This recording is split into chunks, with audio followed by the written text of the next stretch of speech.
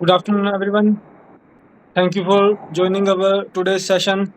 आज का सेशन में जुड़ने के लिए बहुत-बहुत धन्यवाद।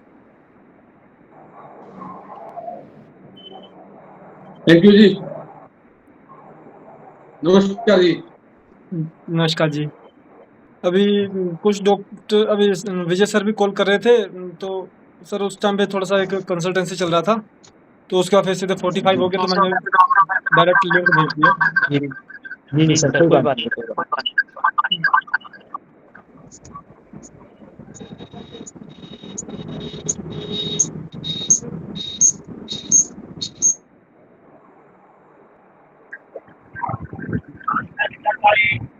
तो हेलो सोनम सर, नमस्ते। नमस्कार जी, नमस्कार सर। हाँ सर, रक्षित सरकार जी, आसाम जी, से जी, बोल रहा जी, हूँ। ठीक है सर, जी। ओके। ठीक है सर, आप सेशन में जुड़ते हैं, बहुत अच्छा लगता है। मुझे मालूम है कि आप ड्यूटी भी रहते हैं, तब भी आप सेशन में जुड़ते हैं। तो ये आपका एक अपना सिंसियरिटी है कि आप इतना अच्छे से काम करने के लिए आप अपना टाइम और एफर्ट दे रहे हैं। मैं उम्मीद करता हूँ कि आपको पॉजिटिव फीडबैक्स भी मिल रहे हों अभी, है ना, अपनी प्रैक्टिस में, जो भी आप कर पा रहे हैं। तो इसी के साथ पहले तो मैंने अभी जितने भी हमारे डॉक्टर थे लास्ट सेशन में जुड़े थे, तब भी मैंने रिक्वेस्ट किया था एक कि प्लीज़ अगर किसी ने कुछ भी पेशेंट्स को रिज़ल्ट लिया है, जितने भी पेशेंट को जिन्होंने भी रिज़ल्ट लिया है, 1, 2, 3 केसेज़ के जिसका डाटा हो आपके पास, पहले की रिपोर्ट, आफ्टर की रिपोर्ट, मान लीजिए गायनी के पेशेंट हैं या फिर आपके सिस्ट फाइब्रॉइड या ऑर्गन फेलियर, किडनी के ऑर्गन फेलियर, किसी भी तरह के कोई भी पेशेंट है या स्किन का कोई पेशेंट हो जिसका बिफोर एंड आफ्टर की आपके पास फ़ोटोज़ हो, आप वो शेयर ज़रूर करें, ताकि जो हमारी अपकमिंग बुक है, उसके अंदर आपका सबका डाटा दिया जाए। उससे क्या है कि आपका नाम, आपका with name and photo mention किया जाएगा कि इस पर्सन ने, यहाँ से ये पर्सन है, और वो डाटा फिर आपको बताने में बहुत खुशी होगी कि वही बुक हमने आईडीसी में भी दी थी। तो एक सिर्फ़ हमारी कंपनी थी, जिनके पास कुछ उस तरह का लिटरेचर था, तो जब आईडीसी ने उसमें सारों का रेफ़रेंस देखा, तो उन्होंने बोला कि क्या हम इसको विज़िट भी कर सकते हैं? क्या कॉल भी कर सकते हैं? तो इस तरह से भी काफ़ी ज़्यादा उस समय उन्होंने डिस्कशन की थी। हाँ, ये बात तो सही है कि एक हमारे ही एक आप और हम ही ऐसे पर्सन्स थे, जिनके पास आईडीसी अगर विज़िट करे, तो उसको कोई पॉज़िटिव फीडबैक मिल सकता है। तो इस तरह का एक हमें बिलीव भी है अपने पे। पर इसी चीज़ को आगे बढ़ाने के लिए आप सबसे रिक्वेस्ट रहेगा कि प्लीज़, जो जैसे कि आपको बताया गया, कि अपने शेयर ज़रूर करें। आप अपने जो केसेज़ आपने रिकवर किए हैं या सही किए हैं, ज़्यादा नहीं, 2-3 आप सब इन थाउज़ेंड्स में आप हमारे साथ जुड़े हुए हैं। अगर आप सब 5-5 केस देने लगेंगे, तो वो काफ़ी बड़े बन जाएगी। पर अगर आप 2-3 1-2 केसेज़ को भी आप देंगे, तो उसमें विद फ़ोटो आप अपना मैसेज डालिए, ताकि उसको फिर आपके जो हमारा जो लिटरेचर है, उसके अंदर मेंशन किया जाए। उसमें आप अपना मोबाइल नंबर देना चाहें, तो वो आपकी एक पल को फ्री पब्लिसिटी भी होती है। कल को वो वेबसाइट पे भी जाएँगी चीज़ें। वेबसाइट पे भी आप सबसे भी रिक्वेस्ट किया जाएगा, अपना विद लोकेशन, अपना विद फुल कॉन्टैक्ट इन्फॉर्मेशन, अपना जो क्लिनिक है उसका एक छोटा-सा वीडियो बना के, फ़ोटो बना के दीजिए, ताकि व हमारे वेबसाइट पे उसको डाला जाए, ताकि जब कल को कोई पेशेंट, डॉक्टर तो करता ही है सर्च, पर पेशेंट भी उस वेबसाइट को सर्च करेगा। तो जब उस पे सर्च करेगा, वो देखेगा अपने एरिया के पास में कौन-सा उसका डॉक्टर है, तो उस डॉक्टर में जब वो आपको पाएगा, तो वो आपके पास विज़िट करने में उसको भी ईज़ी हो जाएगा। तो इस तरह से अपना जो सबसे पहली जो चीज़ है, वो जो डाटा है, वो ज़रूर ज़्यादा से ज़्यादा लोग शेयर करें, ताकि ज़्यादा से ज़्यादा हमारा डाटा इकट्ठा होके हम उसको आगे रिप्रेज़ेंट कर सकें। तो 1 बजने वाला ही है, हम 2-3 मिनट और थोड़ा-सा वेट करेंगे।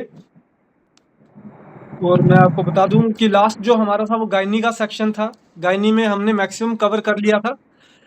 कुछ चीज़ों में हमारा, जैसे कि आपका ब्रेस्ट ट्यूमर एंड कैंसर जो है, उसके रिगार्डिंग कुछ चीज़ बच गई है।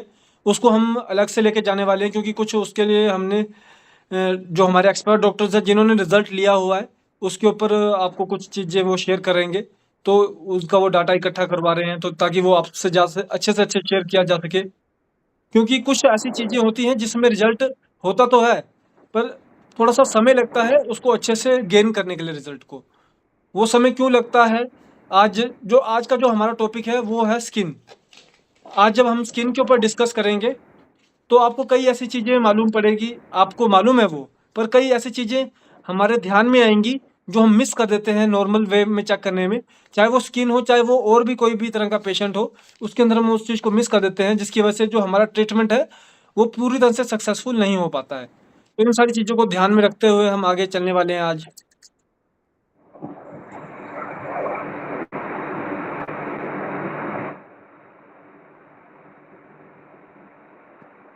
और जो सेकंड पार्ट है आज का हमारा, वो है हमारा R11 से R23 के जो हमारे पेटेंट प्रोडक्ट्स हैं, उसके ऊपर हम थोड़ा सा डिस्कस करेंगे कि हम उसमें क्या-क्या उसके यूजेस हैं, आप उसको बेस्ट किस तरह से यूज़ करवा सकते हैं। डोजेस के ऊपर हमने लास्ट टाइम पे डिस्कस किया था कि before meal and after meal को कैसे यूज़ करवाना है। तो आज हम before meal and after meal के कॉन्सेप्ट को भी थोड़ा-सा और भी ब्रीफ में डिस्कस करेंगे कि हमने अगर पानी की क्वांटिटी बढ़ाई है, तो क्यों बढ़ाई है? पानी की क्वांटिटी कम की गई है, तो क्यों की गई है? उसके ऊपर भी हम थोड़ा-सा डिस्कस करेंगे आज। इस तरह से हम आज के जो बेसिक टॉपिक्स हैं, उसको लेके चलेंगे।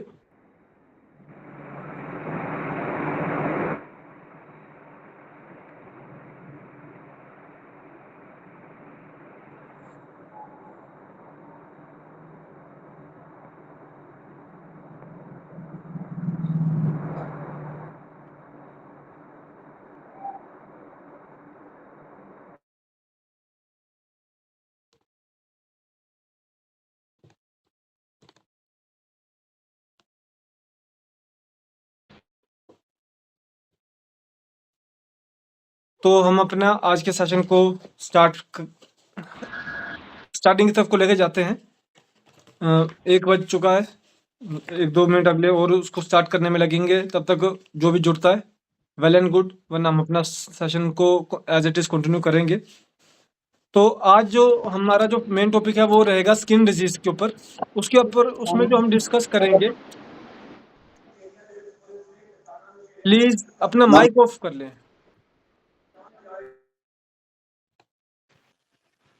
जिन भी किन्हीं डॉक्टर का अगर माइक ऑन है, तो अपना माइक ऑफ कर ले, ताकि जो स्टैटिक आवाज़ आती है, वो ना आए और कोई किसी तरह की डिस्टर्बेंस ना हो। तो आज जो हम स्किन पे डिस्कस करेंगे, उसमें हम पहले तो बेसिक डिस्कस करेंगे कि कौन-कौन सी डिजीज़ेज़ होती हैं, आपको देखने को मिलती है स्किन में। और उसके साथ हम डिस्कस करेंगे कि कौन-सा ऑर्गन सिस्टम जो है, ऑर्गन्स जो हैं, वो स्किन डिजीज़ में इन्वॉल्व होते हैं।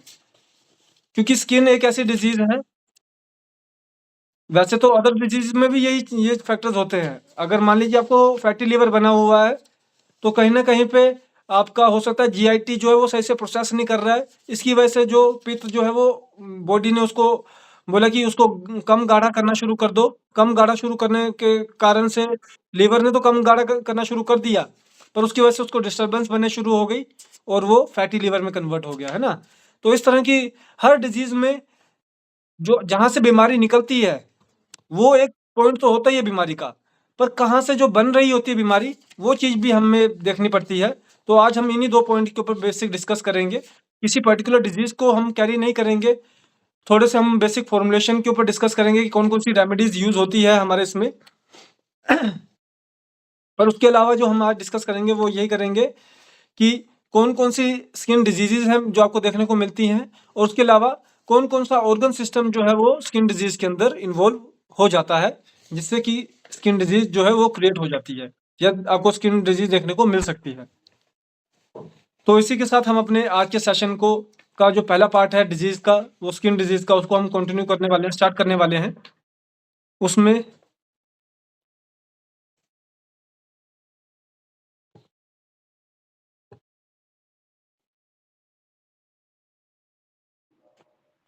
स्किन डिजीज़ तो मैं इसको इंग्लिश में भी बोलूँगा और हिंदी में भी रिपीट करूँगा। इसलिए कोई भी जो इंग्लिश कंफर्टेबल रहते हैं, वो इंग्लिश में उसको अंडरस्टैंड कर सकते हैं, और हिंदी में, हिंदी में। Skin diseases encompass a wide range of condition including infections, inflammation, cancer। जो स्किन डिजीज़ हैं, उसमें काफ़ी तरह की आपको डिजीज़ देखने को मिल सकती है स्किन में, जिसमें आपके इन्फेक्शन बेस्ड डिजीज़ हो सकती है। इन्फ्लेमेशन मतलब जो स्किन की सोजिश बन जाती है, उसके बेस की डिजीज़ देखने को मिल सकती है। उसके अलावा आपको कैंसर जैसी चीज़ें भी स्किन में देखने को मिलती हैं।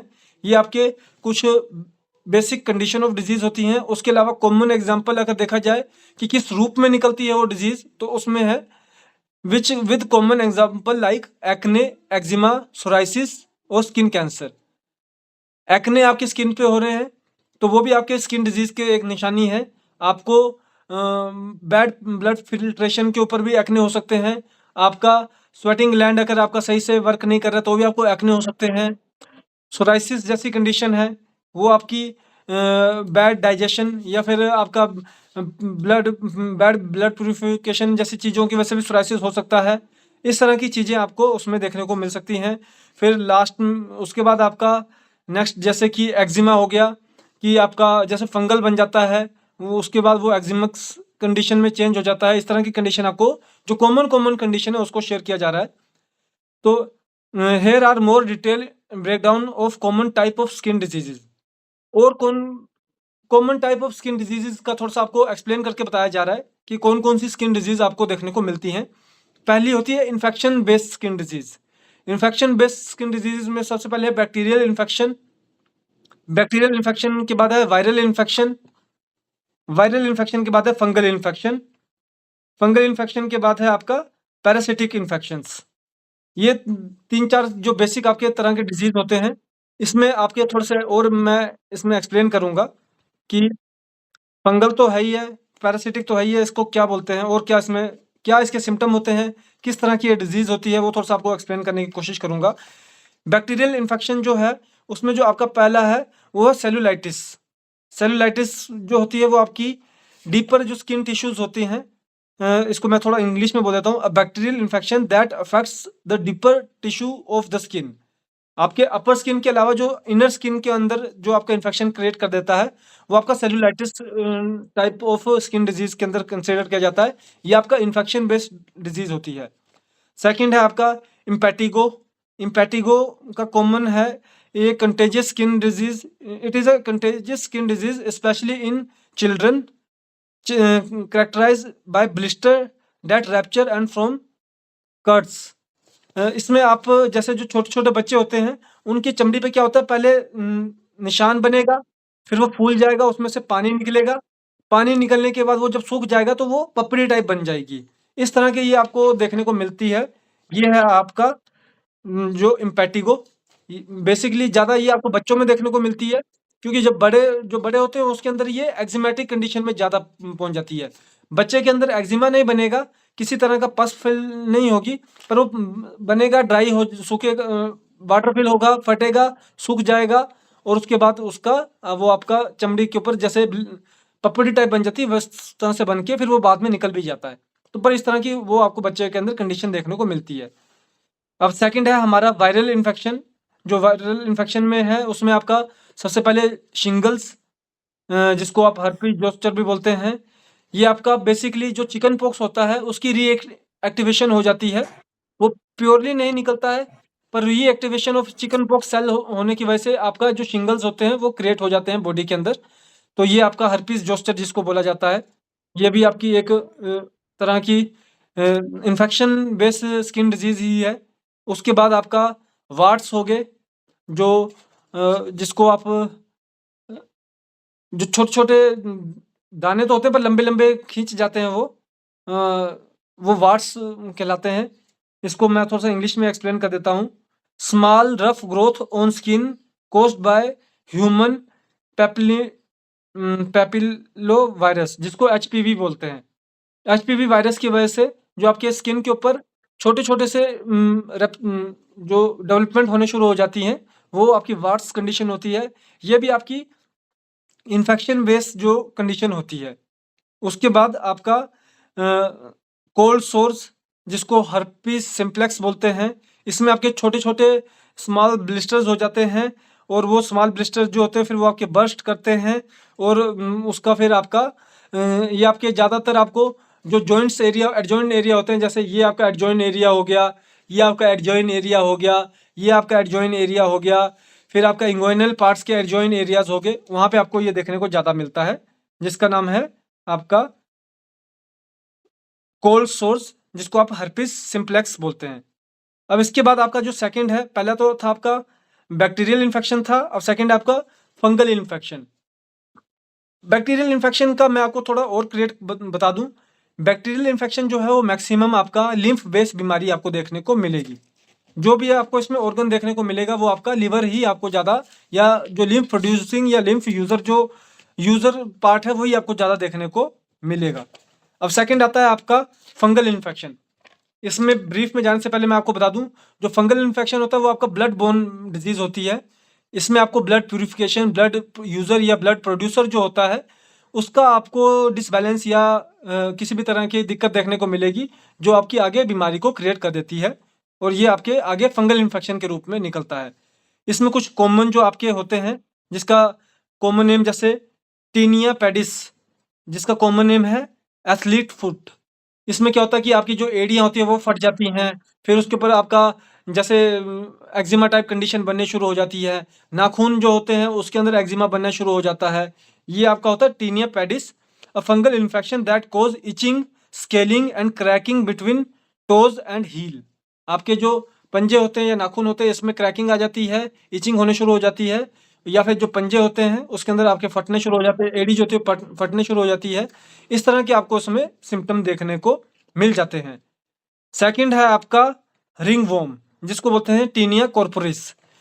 ये भी आपका मोस्ट कॉमन स्किन इन्फेक्शन होता है, और अगर आप पाएंगे जो आपको स्किन इन्फेक्शन देखने को मिलेंगे, जो ब्लड बोर्न स्किन इन्फेक्शन की जो इरप्शन होगी वो रिंग वॉर्म के साथ ही होगी।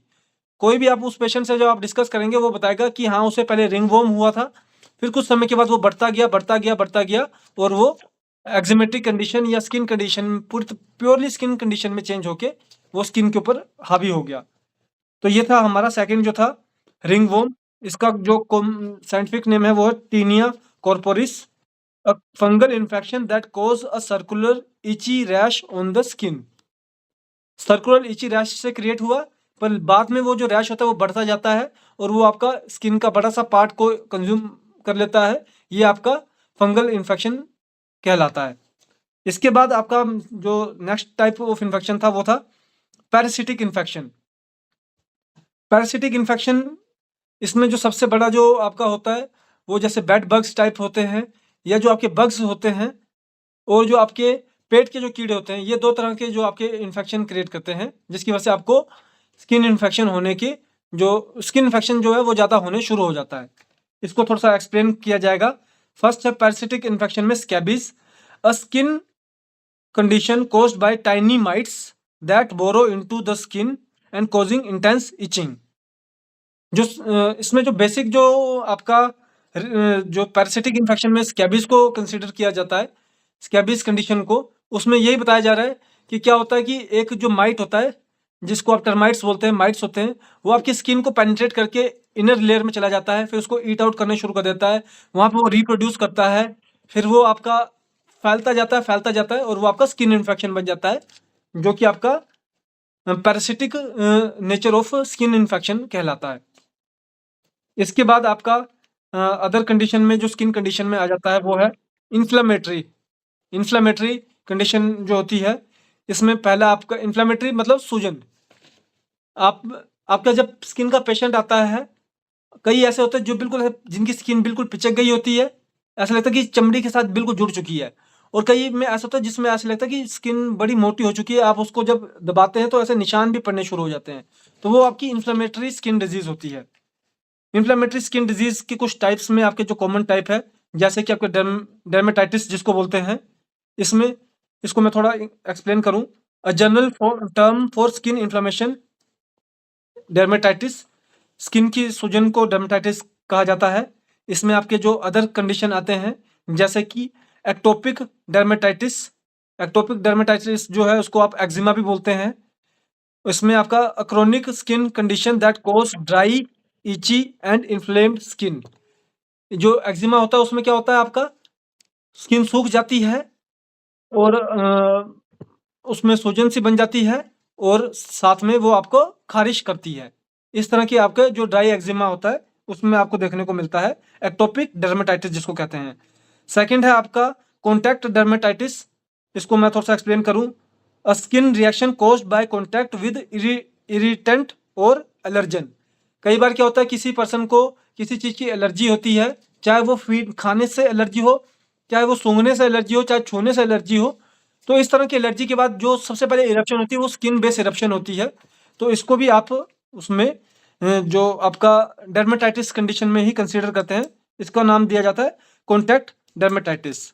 उसके बाद आपका होता है सेबोरोहिक डर्मेटाइटिस, जो आपके पसीने की जो ग्रंथि होती है उसमें सूजन आ जाती है चमड़ी, क्योंकि पसीना आपका चमड़ी के बेस पे निकलता है।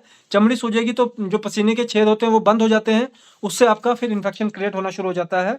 A condition that causes scaly and itchy patches especially on the scalp. इसका जो बेसिक जो इरप्शन होता है वो सबसे पहले आपका सर पे होता है, क्योंकि आप देखेंगे कि सबसे ज़्यादा जब पसीना पड़ता है वो आपका हाथों या शरीर में जब सबसे पहले पसीना पड़ना स्टार्ट होता है वो सबसे पहले कहाँ पे पड़ना शुरू होता है? सर से पड़ना शुरू होता है, उसके बाद फिर वो और बॉडी की तरफ को जाता है।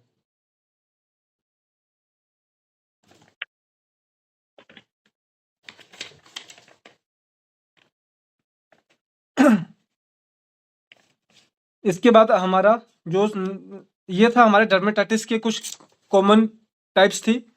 उसके बाद जो हमारा सोराइसिस के ऊपर जाएँगे।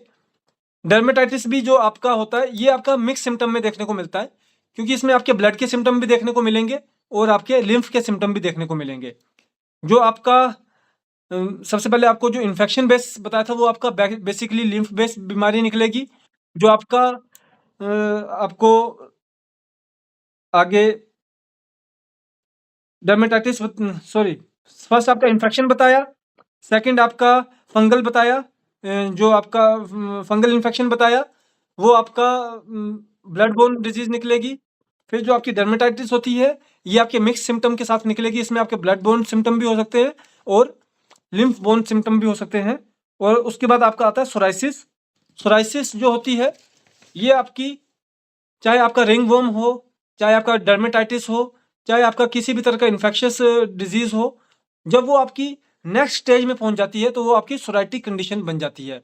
उसमें क्या होता है कि चमड़ी के ऊपर आपके घाव बनने शुरू हो जाते हैं, चमड़ी की स्केलिंग उतरनी शुरू हो जाती है, चमड़ी रिएक्टिव हो जाती है। धूप में जाओगे तो रिएक्शन कर देगी, ठंड में जाओगे तो रिएक्शन करेगी। कुछ आप खाओगे, नमक ज़्यादा खा लोगे, आप मिर्ची ज़्यादा खा लोगे, मसाला ज़्यादा खा लोगे तो वो रिएक्शन करना शुरू कर देगी। तो इस तरह की जो कंडीशन होती है वो आपकी जब क्रिएट हो जाती है वो आपकी जाके पहुंच जाती है सोराइसिस कंडीशन में, क्रिएट जो वो चेंज हो जाती है। इसमें आपको किस तरह के कुछ सिम्टम देखने को मिल सकते हैं सोराइसिस में, वो मैं आपको थोड़ा सा बता देता हूँ। First of all, psoriasis a chronic autoimmune condition that cause skin cells to grow too quickly leading to thick scaly patches. जो सोराइसिस होता है उसमें क्या होता है कि स्किन जो सेल होते हैं वो ज़्यादा जल्दी से क्रिएट होने शुरू हो जाते हैं, ज़्यादा जल्दी से मरने शुरू हो जाते हैं और उसकी वजह से आपकी बॉडी के ऊपर थिक पैचेस बनने शुरू हो जाते हैं चमड़ी के ऊपर, जो कि आपकी सोराइसिस कहलाता है। सोराइसिस को आगे आप जब इसके कुछ कंडीशंस को अगर आप देखेंगे तो किस तरह की कंडीशन हो जाती है। रोसिया, रोसिया का मतलब होता है छोटे छोटे आपके रेडनेस हो जाती है बॉडी पे। फिर पस फिल जो आपके बम्प्स बनने, एक्ने बनने शुरू हो जाते हैं, उस तरह के आपको सिम्टम देखने को मिलते हैं। ये आपके रोजिया बन जाता है। इसको आप chronic skin condition that cause redness, flushing and sometimes small pus filled bumps on the face. आपके फेस पे भी बनते हैं और ऑल ओवर बॉडी पे भी आपको कहीं ना कहीं पे देखने को मिल जाते हैं। इस तरह के आपके जो कंडीशन होती है रोजिया कहलाती है। उसके बाद नेक्स्ट है आपका हाइव्स, जिसको आप यूर्टिकेरिया बोलते हैं। यूर्टिकेरिया ये आपका सबसे कॉमन जो होता है तरह का स्किन कंडीशन आपको देखने को मिलेगी, यूर्टिकेरिया। इसमें क्या होता है कि पैचेस बनने शुरू हो जाते हैं। ना आपको उसमें स्किन की सूजन देखने को मिलेगी, ना कम देखने को मिलेगी, पर ऐसे स्किन के ऊपर निशान पड़े हुए देखेंगे आपको मिलेंगे, जो कभी कभी रिएक्टिव हो जाते हैं, जिसमें खारिश होने शुरू हो जाती है। खारिश ज़्यादा करे तो ब्लीडिंग भी आ जाती है। स्केलिंग नहीं बनती है उसमें ज़्यादातर, वो सिर्फ आपका निशान जो होता है वही बना रह जाता है। इस तरह के आपको जो यूर्टिकेरिया जिसको हाइव्स बोलते हैं उसके अंदर आपको जो चीज़ है वो देखने को, जो सिम्टम है वो देखने को मिल जाता है। और इसके बाद आपका और जो जैसे होता है लूपस जिसको बोलते हैं, a chronic autoimmune disease that can cause a butterfly shaped rash on the face as well as on other skin problems. इसमें आपका क्या होता है, लूपस जिसको बोलते हैं, इसमें आपके खासकर जैसे कि इन एरियाज हो गया या ये एरियाज हो गया, कौन सा एरिया जो उभार, जहाँ पे उभार मिलता है। जैसे देखिए ये आपका नाक उभरा है, नाक उभरने के बाद आपका ये यहाँ पे समतल हो गया, यहाँ पे आंख उभरी है, उभरने के बाद पर यहाँ पे समतल हो गया है। ये आपका चिन वाला एरिया है, यहाँ पे उभार है पर फिर ये आपका समतल भी हो गया है। इस तरह की आपको जब चीज़ें देखने को मिलती हैं, उनके पास में आपको जो वो इन्फेक्शन जो है वो देखने को मिलेगा। जैसे आपके मान लीजिए रिस्ट है, आपका कोहनी है, इन तरह की आपकी जगहों पे आपको ये चीज़ जो है वो देखने को मिलती हैं। ये आपका जो कहलाता है lupus, lupus type of disease कहलाता है। इसके बाद जो आपका अदर स्किन कंडीशंस जो होती हैं, थोड़ा उसके ऊपर भी डिस्कस करते हैं। जैसे कि हमारा एक्ने हो गया, एक्ने आप सब जान रहे हैं, एक्ने आप सब जानते हैं कि जिसमें जो जिसको हम पिंपल्स बोलते हैं, इन जनरल पिंपल्स बोलते हैं, वो आपके खासकर एडोलेसेंट चेंजेस पे या फिर हार्मोनल चेंजेस में आपको एक्नेस जो है वो ज़्यादा देखने को मिल जाते हैं। और उसके बाद फिर आपका मेलानोमा हो गया, ये आपका कैंसरस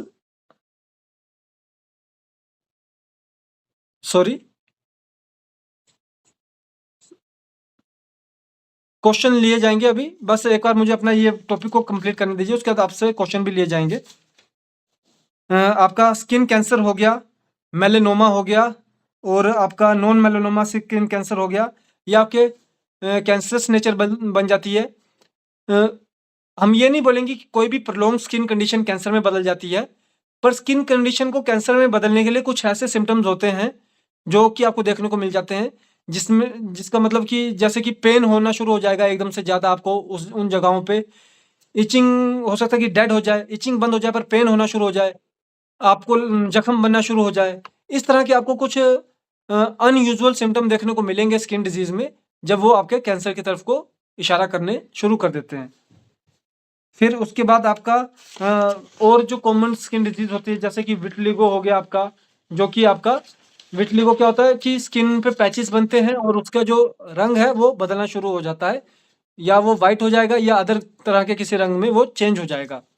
उसके बाद आपका लुकोडर्मा होता है, लुकोडर्मा में भी आपके स्किन पैचेस बनते हैं पर वो ज़्यादा रिएक्टिव होता है।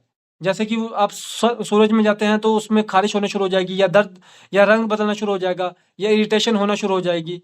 इस तरह की आपको उसमें चीज़ देखने को मिलेगी। उसके अलावा आपके जो और चीज़ें होती हैं, जैसे कि आपका एलोपेशिया हो गया, जिसको हम बाल झड़ बीच में सर पे बाल्ड स्पॉट आ जाते हैं। इस तरह की ये भी आपकी स्किन कंडीशन ही होती है जो आपका आगे चल के और चीज़ों के ऊपर इफेक्ट डालती हैं। अब इसी के साथ हमारा जो मैंने आपसे बेसिकली कुछ डिजीज़ को डिस्कस करने की कोशिश की, कुछ आपसे डिजीज़ शेयर किए कि कौन कौन से आपके डिजीज़ होते हैं। अब अगर आपका इसके बेस पे कोई क्वेश्चन हो तो आप मेरे से क्वेश्चन पूछिए, और उसके बाद फिर मैं आपको आगे कौन कौन से ऑर्गन सिस्टम इसमें इंक्लूड होते हैं स्किन डिजीज़ में, थोड़ा सा उसके ऊपर भी लेके जाऊँगा। तो प्लीज़ अपने क्वेश्चन को एक बार आप, जो किसी ने कुछ टाइपिंग करके भेजा था, तो अगर वो भी मेरे से पूछे तो मैं उसके बारे में आपको बताऊँ, और आप मेरे से क्वेश्चन भी पूछें प्लीज़। जी सर आपकी फोटो नहीं आ रही। क्या किसी को भी मेरा दिखाई नहीं दे रहा है, स्क्रीन नहीं दिख रहा है? नहीं सर, नो नो सर, आपका स्क्रीन नहीं दिख रहा है सर। नो सर, आपका स्क्रीन नहीं नजर आ रहा है sir.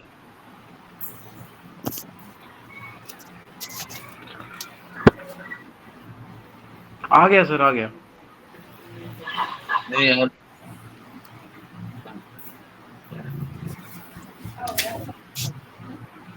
No it is not coming sir. यार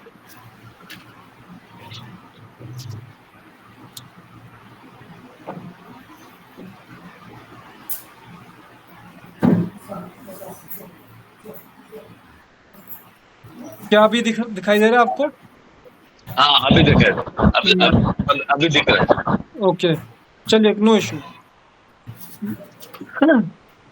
तो पहले आप थोड़ा सा अपने क्वेश्चन जो है वो कोई अगर पुट ऑन करना चाहे तो वो क्वेश्चन पुट ऑन करें प्लीज। सर डेंड्रफ के बारे में थोड़ा बताइए, हेड डेंड्रफ। ओके, और किसी का और कोई क्वेश्चन इसके साथ? अपने एक बार आप अपने कुछ चूँकि कॉमन बन जाएँगे आंसर तो उसको फिर देने में ईज़ी हो जाएगा। जी, सर मेरा क्वेश्चन ये है, I am PK Mahapatra from Bhubaneswar. जी, मेरा क्वेश्चन ये है सर, हमारा जो डर्माटाइटिस मतलब जैसे आप बोले सोरियासिस जी, जी, और बाकी जो है ये एक्जिमा, वो जी, हमारा जो मतलब बुक है जी, जी, उसमें जी। एग्जैक्टली उसी का बारे में कुछ लिखा नहीं है कुछ पिगमेंटेशन है, जैसे पिंकी हिट है, जैसे मान डिकोटल लीजिए में भी उसमें है, बुक में विटिलिगो। लिखा होगा आपका एक्टो एक्टोपिक प्लूराइटिस लिखा होगा, है ना? फिर उसके बाद आपका इसमें जैसे कि उम, नहीं आपका सर, हाइपरथेसिया लिखा है, हाइपरट्रोफी ऑफ स्किन लिखा है, फिर आपका हाइपरट्रोफी लिखा है। फिर आपका अ, ये लिखा है लिकन लिकन लर्नस लिखा है, फिर आपका फ्रैंक्यूस लिखा है, पेपिलस लिखा है, पेट्रिसिस रोसेया लिखा है, पिगमेंटेशन लिखा है, स्कर्बी लिखा हाँ है, पिगमेंटेशन स्कैबिस लिखा लिखा है। है। हाँ वो लिखा है जी, जी, जी, जी। तो इस तरह की जो ये कंडीशन लिखा के है बेस के ऊपर जी उसमें लिखा गया है, पर्टिकुलर जैसे अभी बात कर रहे थे सर। हम यूट्रिक एरिया की बात कर रहे थे, है ना? तो जो फ़ॉर्मूलेशन है वो सर सारी उसमें लिखी गई है। अच्छा अच्छा जब अच्छा। देखिए जब आप बुक में जाएँगे आप के पास जो पेशेंट आया उससे मिलती-जुलती कंडीशन को देखते हुए, आप उसमें आगे क्या-क्या आपको देखने को मिल रहा है और उसमें फ़ॉर्मूला कौन-सा आपका मिलता-जुलता उस कंडीशन से देखने को मिल रहा है, आप उसके बेस पे आगे उस फ़ॉर्मूला को चूज़ कर सकते हैं। करें सर सर। जी। सर और मेरा तो हर फॉर्मूला सर बिल्कुल लग जाता है। मैं स्किन का जी। स्पेसिफिकली मैं बोलता हूँ। जी, जी, जी। मैं जितना दिन से प्रैक्टिस कर रहा हूँ स्किन बिल्कुल मेरा 100% चलता है सर, मैंने जी, बिल्कुल जी। कोई भी फेल्योर नहीं हुआ है आज तक जी। डैंड्रफ वाले क्वेश्चन पे भी मैं आऊँगा पर उससे पहले किसी और का कोई और क्वेश्चन हो क्योंकि डैंड्रफ जो है वो थोड़ा-सा चलिए पहले आप क्वेश्चन पूछिए मेरे से और किसी का कोई क्वेश्चन हो? Hello hello. डॉक्टर भूपेंद्र जी? हाँ जी, हाँ जी, हाँ जी। जी। सर मैं ये पूछना चाह रहा था, हमारा जो सीकेडी का फार्मूला है बुक के अंदर, जी, जी। वो अकॉर्डिंग टू बुक के हिसाब से भी पेशेंट को दिया जी। 3 महीने, जी। बट कोई उसमें इम्प्रूवमेंट नहीं हुआ था, तो मैंने एक अपने ही रेबिसन से हैं बड़े फेमस हस्तियों में से डॉक्टर, उनके पास मैंने रेफर कर दिया। जी। तो फर्स्ट टाइम तो डॉक्टर साहब उसका जो क्रिएटिनाइन था वो 8 से ना 6 आ गया था, जी। ठीक है? उसके बाद फिर धीरे-धीरे करके आज उसका टेस्ट करवाया तो 8.6 आया है। अच्छा पता है क्या और देखिए एक और रेगुलर चीज़ है। पहले आप रेगुलर मुझे ये बताइए जब ऐसा। आपने 3 महीने उनको ट्रीटमेंट दिया ना, तो क्या हाँ जी, उनके सिम्पटम खत्म हुए थे कुछ? जैसे स्वेलिंग हो बस सिम्पटम यही खत्म हुए थे, उसके ना यूरिन कम आता था, तो यूरिन ठीक आने लग गया था। जी, जी, जी, जी। क्योंकि ना देखिए तो उसके और वो हाँ जी। क्या वो डायलिसिस भी करवाते थे? नहीं, डायलिसिस नहीं डायलिसिस पे करवाते। नहीं गए थे ना? पता है क्या सर नहीं, रिपोर्ट कॉमन आने में एक समय लगता है। आपने 3 महीने में एक ही सेम ही डाइल्यूशन रखा था या डाइल्यूशन चेंज किया था आपने? नहीं मैंने स्टार्टिंग उसकी D4 से की थी।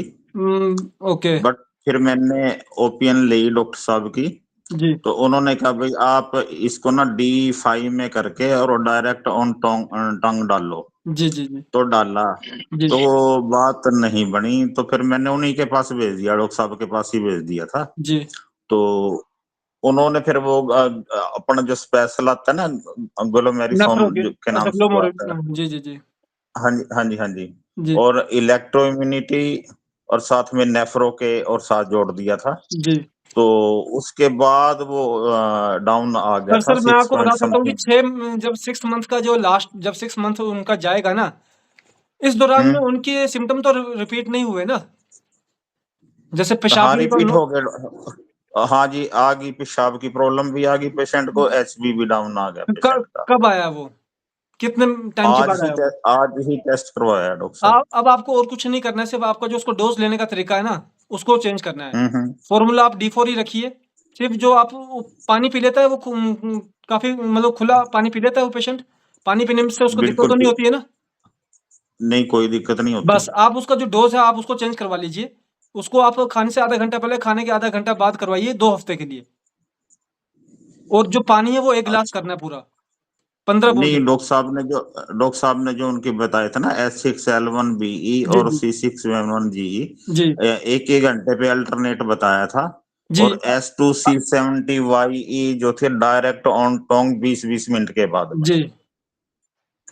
तो आप वो जो वैसे ही चल रहा है। जो अल्टरनेटिव वाला है ना, आप उसको before meal and after meal कर दीजिए, बस पानी की क्वांटिटी बढ़ा दीजिए, ठीक है? ठीक है और जी। अगले 3 दिन में आपके पास हमारा कॉन्टैक्ट इन्फॉर्मेशन तो है ही है ना? हाँ जी, हाँ जी। अगले 3 दिन में उनके यूरिन की क्या कंडीशन है उसको आप एक बार दोबारा शेयर कर दीजिएगा। हाँ, आज उसका अल्ट्रासाउंड करवाया था, उसका जो एक राइट किडनी है वो श्रिंक हो गया जी, जी, जी, जी। आप उसको और लेफ्ट किडनी में इनलार्जमेंट आ गई एनलार्जमेंट और बता लेफ्ट रहे किडनी जो है ना वो श्रिंक हो गया। हैं। जी, जी, जी। आप इसको ना ट्रीटमेंट अभी वही दीजिए, पर उसको आप क्या बोलते हैं जो पानी है उसको थोड़ा-सा, जो डोज़ है उसको थोड़ा-सा चेंज कीजिए। 3 दिन के बाद उसके नहीं, क्या सिम्पटम हुए, थोड़ा वो क्लियर कीजिएगा, ठीक है? मैं और जो कल एक बार स्पेशल ना प्रोडक्ट डॉक्टर है अभी साहब के उसको बंद पास करवा ही दीजिएगा। मैं एक बार ना डॉक्टर साहब के पास ही भेज रहा हूँ कल इनको, उनकी ओपिनियन में ही देखता हूँ, फिर मैं आपको बताऊंगा जैसा भी होगा ना। जी, ठीक तो है, ठीक है। नेक्स्ट सेशन जो आप लोगे मैं जी। उसमें बताऊंगा। जी, जी, जी। बट आज पेशेंट जो है ना वो बड़ा ही एग्रेसिव था। जी। कहने लगा जी पहले तो 3 महीने आपने फंसा के रखा, अब 4-5 महीने हो गया हम वहां से ले रहे हैं, हमें आराम तो बिल्कुल ही नहीं हो रहा। सर पता क्या है, अब यही बात होती है ना, 3 महीने फँसा के आपने थोड़ी रखा है। अगर उसको आराम मिला ही नहीं होता तो वो आपके पास क्यों रुकता 3 महीने?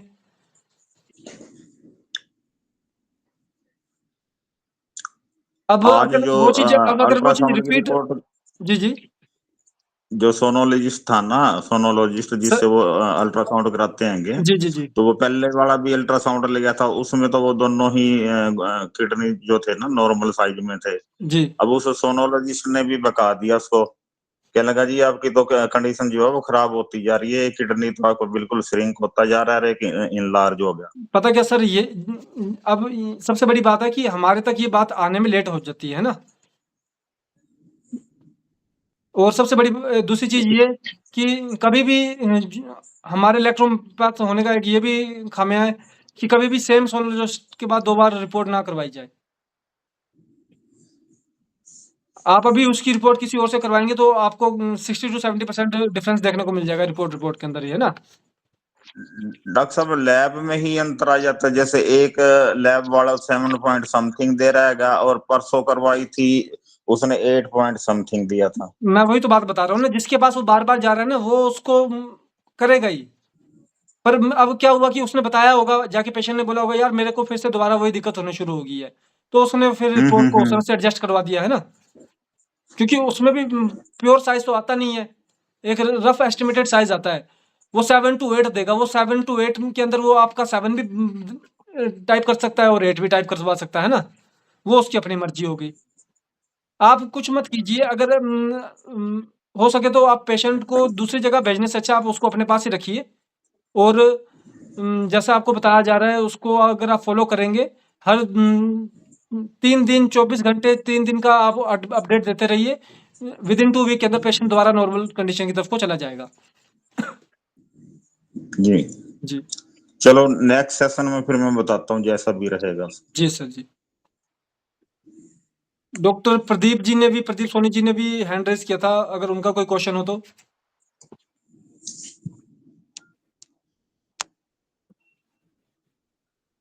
Goodbye.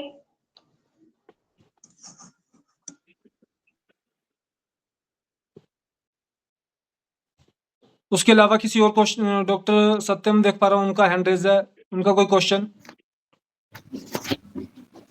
डॉक्टर नरेंद्र जी। हाँ जी सर, नमस्कार जी। जी नमस्कार जी। हाँ जी सर, हमारा आज का टॉपिक चल रहा है सर इचिंग पे या सोराइसिस पे सर। जी, जी। ये तो जी।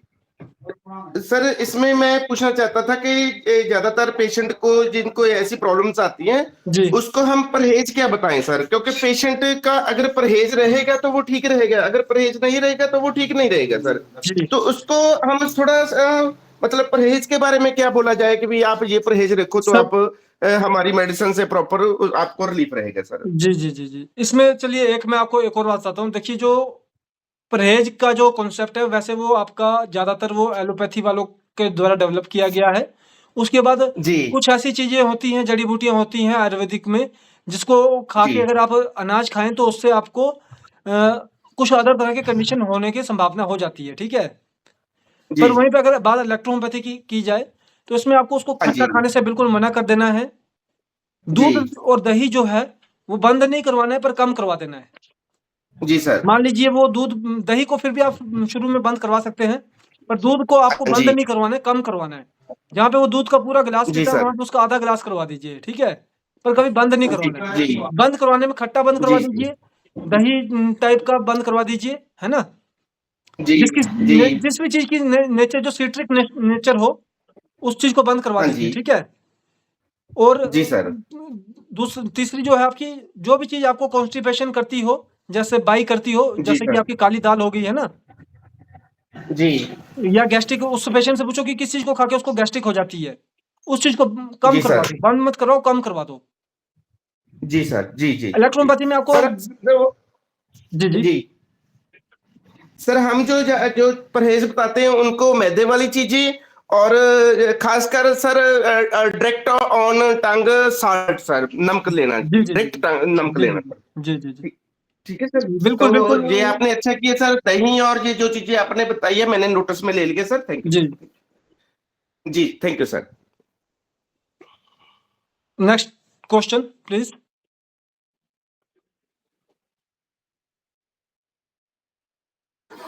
सर जी नमस्कार। नमस्कार जी। सर जी एक प्रॉब्लम आती है कि जांग पट्टा जो होता है जांग जिसको बोलते हैं, जी, जांग की जड़ में पसीना पसीना सा होता है, उनको रात में खुजली होती है, ये बहुत सारी समस्याएं लोग लेकर आते हैं जी, जी, और रात में खुजली हो जाती है जी। और उसमें से पानी जिसता रहता है, ये समस्याएं काफी आती है, इसके लिए क्या किया जाए? सर अभी ना जो मेरा नेक्स्ट जो पार्ट है ना, जो आपने क्वेश्चन किया, अभी जो टॉपिक का नेक्स्ट पार्ट है वो थोड़ा इसी चीज़ के ऊपर जाएगा वो, ठीक है? तो उसके बाद इसका आंसर देना थोड़ा ज़्यादा ईज़ी हो जाएगा हमको, है ना? और समझने औरों के लिए भी, क्योंकि क्वेश्चन आपने किया पर यहाँ पे जितने जुड़े हैं उनको भी उसको देखना है ना क्वेश्चन को। तो ठीक ठीक ठीक है? तो उसके अलावा किसी और का कोई और क्वेश्चन?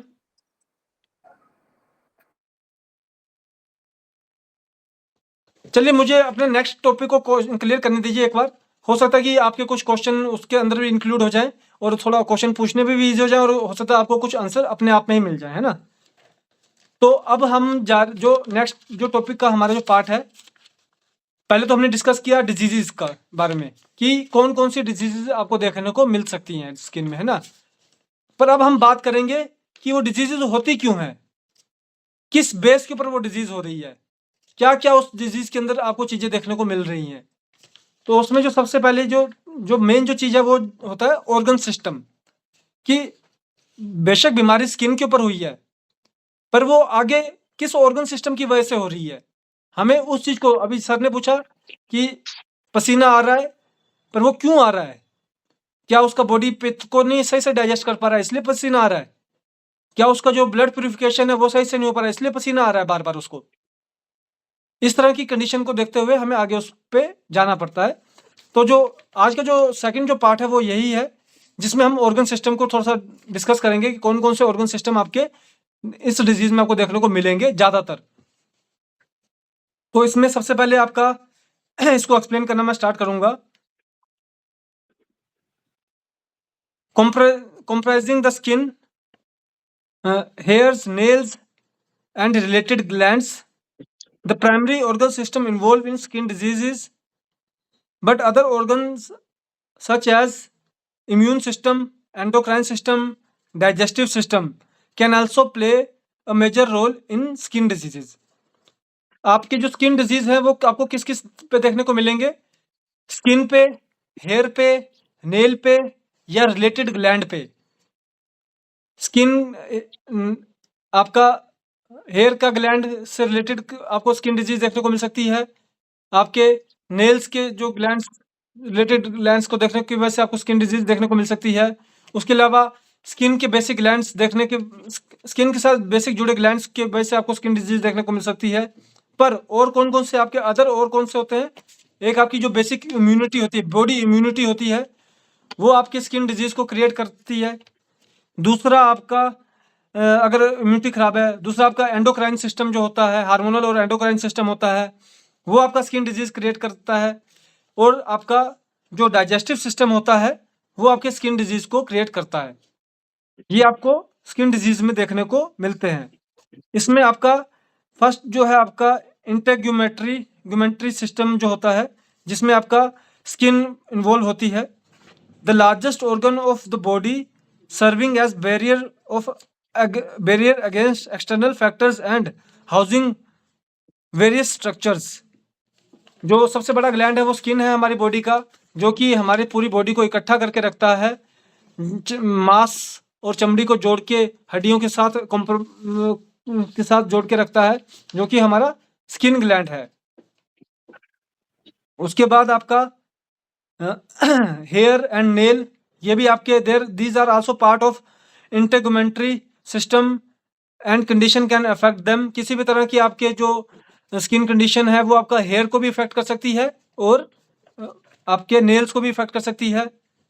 उसके बाद आपका ग्लैंड्स में आता है सेबेशियस ग्लैंड। सेबेशियस, अभी जैसे सर ने पूछा कि क्यों, वो आपके पसीने के जो तंत्र अंग तंत्र है, उसकी सेक्रेटरी सेबम जिसको बोलते हैं, स्वेट ग्लैंड बोलते हैं, वो आपका इसमें इन्वॉल्व होता है। उसके जो आपके डिसबैलेंस होने की वजह से आपको जो स्किन की कंडीशन आपको देखने को मिल सकती है। उसके बाद आपका other organ and system involved are immune system. अगर किसी पर्सन की बेसिक इम्यूनिटी जो है वो लो होती है, तो उसमें भी उसको स्किन डिजीज देखने को, स्किन जो डिजीज है वो क्रिएट हो सकती है। उसके बाद आपका इम्यूनिटी के बाद एंडोक्राइन सिस्टम, जिसमें कि आपका हार्मोनल इम्बैलेंस हो गया। और उसके बाद आपका एंडोक्राइन सिस्टम इम्बैलेंस हो गया और आपके ये किस तरह से आउटबर्स्ट करते हैं, जैसे कि आपके एक्ने बन गए, बॉडी के जो नेचुरल ऑयल है उसको वो सुखा देता है और ड्राइनेस हो जाती है बॉडी में। इस तरह के आपके जो सिम्टम आपको देखने को मिलेंगे, जो कि आपको सजेस्ट करेंगे कि इसमें जो प्रॉब्लम है वो एंडोक्रिनल और हार्मोनल प्रॉब्लम देखने को मिल रही है। और उसके बाद आपका डाइजेस्टिव सिस्टम। डाइजेस्टिव सिस्टम में आपका लीवर की प्रॉब्लम के रिगार्डिंग पे आपको स्किन डिजीज देखने को मिल सकती है, और जिससे आपको रैशेस या टॉक्सिन एक्युमुलेशन होना शुरू हो जाता है। चमड़ी के ऊपर आपका टॉक्सिन एक्युमुलेशन होना शुरू हो जाता है, जिससे आपको स्किन डिजीज देखने को मिल सकती है, जो कि आपको सोराइसिस के अंदर कन्वर्ट हो जाती है। फिर उसके बाद आपका kidney regarding problems, blood purification के अंदर आ गया आपका किडनी रिगार्डिंग प्रॉब्लम्स अगर होती हैं तो उसमें भी आपको स्किन डिजीज देखने को मिल जाती हैं। और फिर उसके बाद आपका थायराइड ग्लैंड की अगर आपको दिक्कत है, पर्टिकुलर ग्लैंड में थायराइड ग्लैंड की अगर आपको दिक्कत हो रही है, तो उसमें भी आपको स्किन डिजीज देखने को मिल सकती है। किडनी डिजीज आपको अफेक्ट कर रही है, बोन मैरो कंडीशन आपको अफेक्ट करती है। अगर मान लीजिए ब्लड क्रिएशन में आपकी दिक्कत आ रही है, प्यूरिफिकेशन के लिए किडनी की दिक्कत आ रही है, तो भी स्किन पे आपको प्रभाव आ रहा है। अगर आपका ब्लड क्रिएशन में दिक्कत आ रही है, बोन मैरो आपका सही से वर्क नहीं कर रहा है, तो भी आपको स्किन डिजीज देखने को मिल सकती है। उसके बाद आपका जो कि मसल्स एंड कंस्ट्रक्टिव टिश्यूज जो होते हैं, ये एक आपका मान लीजिए क्या हुआ कि किसी को चोट लगी, चोट लगने के बाद वो चोट कुछ समय के बाद हील तो हो गई, पर कुछ समय के बाद वो फिर उभरने शुरू हो जाती है।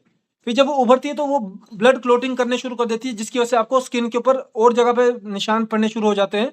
इस तरह की आपको चीज़ें देखने को मिलती हैं। ये भी एक बहुत बड़ा फैक्टर होता है। जब कभी आपके पास कोई पेशेंट आता है स्किन का, आप उससे ये जरूर पूछें, वो आपको रिंग वर्म के बारे में बता रहा है, वो आपको सोराइटिक कंडीशन के बारे में बता रहा है, वो आपको बेसिक जीआईटी डिसबैलेंस के बारे में बता रहा है, पर उससे एक क्वेश्चन जरूर ये भी पूछे कि क्या जब आपको ये स्किन की कंडीशन हुई थी उससे साल भर पहले में आपको कभी कोई चोट लगी थी, कोई ऐसी बड़ी चोट लगी हो जो कि फिर आपने ठीक भी होगी, पर दोबारा फिर उसके बाद आपको ये कंडीशन हुई है। क्योंकि मैक्सिमम टाइम पे क्या होता है कि वो चोट की वजह से आपकी ब्लड क्लोटिंग्स जो होती हैं, वो चोट आपकी स्किन के ऊपर सबसे ज़्यादा, जो आखिर में क्या होता है कि चोट लगी, मांस तो फटा, मांस फट के हील हो गया, पर जो स्किन थी वो रैप्चर हुई। सबसे लास्ट में, सबसे लंबे समय तक कौन सी चीज़ डिसबैलेंस रहती है? स्किन। बार बार उसके ऊपर जख्म बनेगा, वो उतरेगा, फिर जख्म बनेगा, फिर वो उतरेगा। इसलिए जब तक आप वो जो चोट का अगर आप कारण पूछें और अगर उसको चोट लगी है तो उसको कंसीडर करके अगर आप स्किन का ट्रीटमेंट करेंगे तो आपको स्किन के ट्रीटमेंट में एक ज़्यादा अच्छा असर जो रिजल्ट है वो देखने को मिलता है। तो ये था आपका मसल्स एंड कंस्ट्रक्टिव टिश्यू। तो जो लास्ट है वो है कॉमन स्किन कंडीशन। इसमें आपका एक्ने हो गया, एक्जिमा हो गया, सोराइसिस हो गया, स्किन कैंसर हो गया, सनबर्न हो गया, इन्फेक्शन में जैसे हमने डिस्कस किया था bacterial, viral, fungal, parasitic infection हो गया, रैशेज हो गए। इस तरह की ये सारी कंडीशन जो है आपको स्किन के अंदर देखने को मिलेगी। पर जो बेसिक जो इसमें ऑर्गन सिस्टम कौन कौन से इन्वॉल्व हुए, एक तो आपका बेसिक स्किन बेस बीमारी बन गई, दूसरा आपका जीआईटी, किडनी, मीन्स के अगर हम अपने इलेक्ट्रोपैथ की भाषा में बोले lymph user producer, blood user purifier producer maker, है ना। इन ऑर्गन सिस्टम पे अगर आपको प्रभाव आ रहा है तो भी आपके स्किन के अंदर दिक्कत हो सकती है। और दूसरा मतलब ये निकलता है कि स्किन की अगर दिक्कत है और आपको पता चलता है कि पेशेंट के अंदर इस ऑर्गन सिस्टम या पर्टिकुलर ऑर्गन सिस्टम का प्रभाव आ रहा है, तो आप उस समय उस ऑर्गन सिस्टम का इलाज कीजिए, उस चीज़ के ट्रीटमेंट देना स्टार्ट कीजिए। हो सकता है आप उसको S5C5 दें तो आपको रिजल्ट ना आए, पर जब आप वहाँ पे अगर उसकी ब्लड की रिगार्डिंग की दिक्कत है, आप उसमें S5 के साथ A2 को इंक्लूड कर देते हैं तो आपको एक अच्छा रिजल्ट आना शुरू हो जाए, है ना। या अलग से आप उसको A2W देना शुरू कर देते हैं तो आपको एक अच्छा रिजल्ट आना शुरू हो जाए। अगर सिर्फ लिम्फ बेस है तो आप उसको L1 देना शुरू कर देते हैं, S1 देना शुरू कर देते हैं तो आपको एक अच्छा रिजल्ट आना शुरू हो जाए। तो इस तरह से ये आपके जो ऑर्गन सिस्टम को डिस्कस किया गया, जिसमें कि आपको मैंने आपसे बेसिक जो आपके ऑर्गन सिस्टम कौन कौन से आपको स्किन के ऊपर असर करते हैं वो शेयर किए हैं। तो अब इसके साथ आपका कोई क्वेश्चन हो तो प्लीज़ अपने क्वेश्चन को आस्क करें, और उसके बाद मैं आपको बेसिक जो कौन कौन से रेमेडीज इसमें यूज़ हो सकती हैं मैं उसका थोड़ा आपको बता दूंगा कि आप इस रेमेडी को स्किन के अंदर यूज़ कर सकते हैं। Please. Hello yes sir, psoriasis को पूरी तरह से क्योर किया जा सकता है? Yes ma'am. बाकी मैंने आपको जैसे बताया कि सोराइसिस जो होती है वो आपकी second stage of any kind of skin disease होता है। हो सकता है कि उसको रिंग वॉर्म हुआ था, ब्लड इन्फेक्शन हुआ था, उसके बाद वो सोराइसिस बन गया। हो सकता है कि उसको आपका जैसे कोई आपका जनरल इम्यूनिटी डिसऑर्डर हुआ था, फिर उससे स्किन इरप्शन हुई, फिर वो सोराइसिस बन गया। तो जो सोराइसिस होती है वो आपकी अपने आप में बीमारी नहीं है, वो आपका बीमारी का सेकंड स्टेज है। तो उसमें आपको पहले जो बेसिक बीमारी है उसको ध्यान करना जरूरी है। जब आप उसका ट्रीटमेंट स्टार्ट करेंगे तो ऑटोमेटिकली आपकी सोराइटिक कंडीशन जो है वो क्योर हो जाएगी।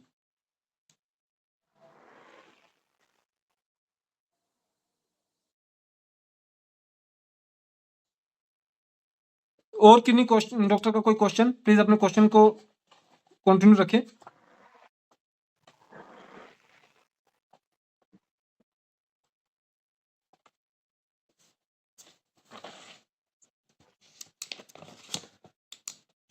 मैं आपको रेमेडीज साथ में बताता जाता हूँ, जैसे कि हेलो। आप इसको नोट डाउन जी। क्या कोई क्वेश्चन है आपका डॉक्टर कुलदीप जी का? हाँ जी डॉक्टर साहब, जी जैसे मैम। आप बोल रहे थे कई बार नेल्स की या हेयर की प्रॉब्लम आती है, जी जी जी तो जब नेल्स नीले पड़ जाते हैं जी, तो उसका क्या? वो आपका मैम फंगल कंडीशन ज्यादा होती है, वो ना, वो आपकी ठीक है। ब्लड बोर्न कंडीशन होगी, है ना। तो उसमें जब आप ठीक है। मान लीजिए S5C5 का यूज करेंगे तो उसको आप A2 और वर्वन का भी यूज करवाएं। ठीक है सर। जी, तो उसमें आपको एक अच्छा रिस्पॉन्स देखने को मिल जाएगा। Thank sir you sir. मेरा क्वेश्चन है, एक लेडी पेशेंट मेरे पास आई थी, जी उसका सर प्यूरिटीज भालपे जिसको मतलब भेजना में खुजली होता है, आउटर पार्ट में जी जी थोड़ा थोड़ा अंदर में जाती थी, उसका डायबिटीज नहीं है, जी she doesn't have got diabetes. जी तो मैं उसको सिंपली दिया S2L1W बिफोर मील, जी C5 आफ्टर मील, हमारा जो फॉर्मूला है ओलिन D5 दिया। जी जी तो 1 महीना करीब करीब उसका हो गया है। पहले उसका कम गया था, थोड़ा कम हो गया था। जी अभी जो जब मिठाई खा रहा है, जब वो शुगर वगैरह जो मिठाई खा रहा है ना सर, खा रही है, जी तो उसको थोड़ा बढ़ जाता है। जी जी मैंने when she used to take sweet, जी then the symptoms is going high। तो स्किन उसका के क्या किया जाए सर? स्किन के कंडीशन में अभी जैसा ने परहेज किया अभी बोला था, उसमें एक चीज मैं मेंशन करना भूल गया। मीठा भी थोड़ा कम करवाया जाए पेशेंट का ना, स्किन का शुरू में। और आपको जब असर अच्छा। देखना है कि स्किन के पेशेंट को क्या असर हुआ है, तो फिर उसका मीठा दोबारा शुरू करवाना है। पहले उसका मीठा बंद करवाओ, फिर कुछ समय के बाद जब उसको रिलीफ आना शुरू हो जाए, तो उसका हल्का-हल्का करके मीठा ओपन करवाते जाओ। तो उससे आपके स्किन की अच्छा, परमानेंसी। अच्छा। और दूसरा ये है कि इसको क्या पेशेंट को लुकोरिया वगैरह तो नहीं था? लिकोरिया नहीं सर, ओ लिकोरिया बिल्कुल नहीं सर। ओके, तो फिर मैं ये आपका प्योरली आपका वेजिनाइटिस ही था। इसमें आपको ना इसका थोड़ा हाँ। पानी की क्वांटिटी ज़्यादा करवा दीजिएगा, ठीक है पहले? अच्छा, जी, अच्छा, अच्छा, जो अच्छा। खाने से पहले आधा सर, घंटा पहले, आधा घंटा बाद 1 गिलास पानी का जो कांसेप्ट होता है ना, सर, सर, जी, सर। उसको आप करवाएँगे तो आपका थोड़ा-सा रिजल्ट में चेंजेज़ आने देखने को मिल जाएगा आपको। अच्छा सर, ओके सर। तो उसको भी R1, R22, ये R21 जी। और इसको भी दिया था, अल्कोहलिन भी दिया था मैंने सर, जी, जी, जी, जी। अल्कोहलिन भी दिया था, जी। अल्कोहलिन भी दिया था सर। जो इस तरह के पर्सन होते हैं ना, उसमें जो सिरप वगैरह होता है वो डाइल्यूट करके देना चाहिए, पानी के साथ देना चाहिए। और सिरप को? जी, अच्छा, जी, अच्छा, जी, अच्छा। जी। पता नहीं था मेरे को सर। जी। सर।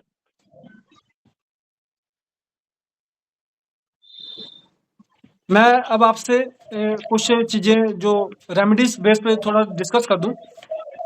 जो बेसिक जो स्किन की रेमेडी होती है वो S5 और C5 ही होती है।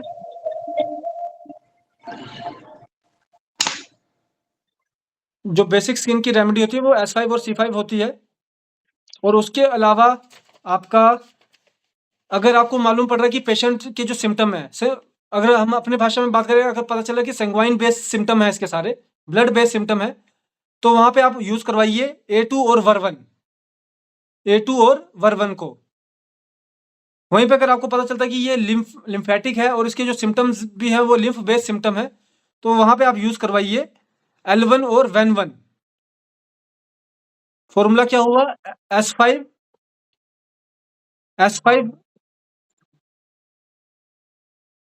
C5 A2 वर्वन ब्लड के लिए और L1 वेन1 लिम्फेटिक के लिए। उसके अलावा एक फॉर्मूला, अगर किसी को जो इरप्शन हुई है ना, और काफ़ी जो सीवियर इरप्शन हो चुकी है, तो उसमें आप ये फॉर्मूला जरूर दें, C1F1YE। इसको आपने D6 में देना है, शुरू इसको करवाना है। इसको आपने ज़्यादा नहीं देना, सिर्फ 24 घंटे के लिए देना है। 24 घंटे में उसकी खुजली रुकनी चाहिए एक बार के लिए, ठीक है?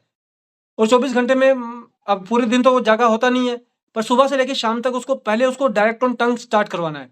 मान लीजिए शुरू के 3 घंटे के लिए एवरी आवर पे 5 ड्रॉप्स डायरेक्ट ऑन टंग कर दिया। फिर उससे नेक्स्ट 3 आवर के लिए उसको with 1 spoon 5 drops in 1 spoon कर दिया। और उससे नेक्स्ट 3 आवर के लिए पानी की क्वांटिटी थोड़ी और बढ़ा देनी है ना, आधा गिलास 1 गिलास जितना वो पानी पी सके।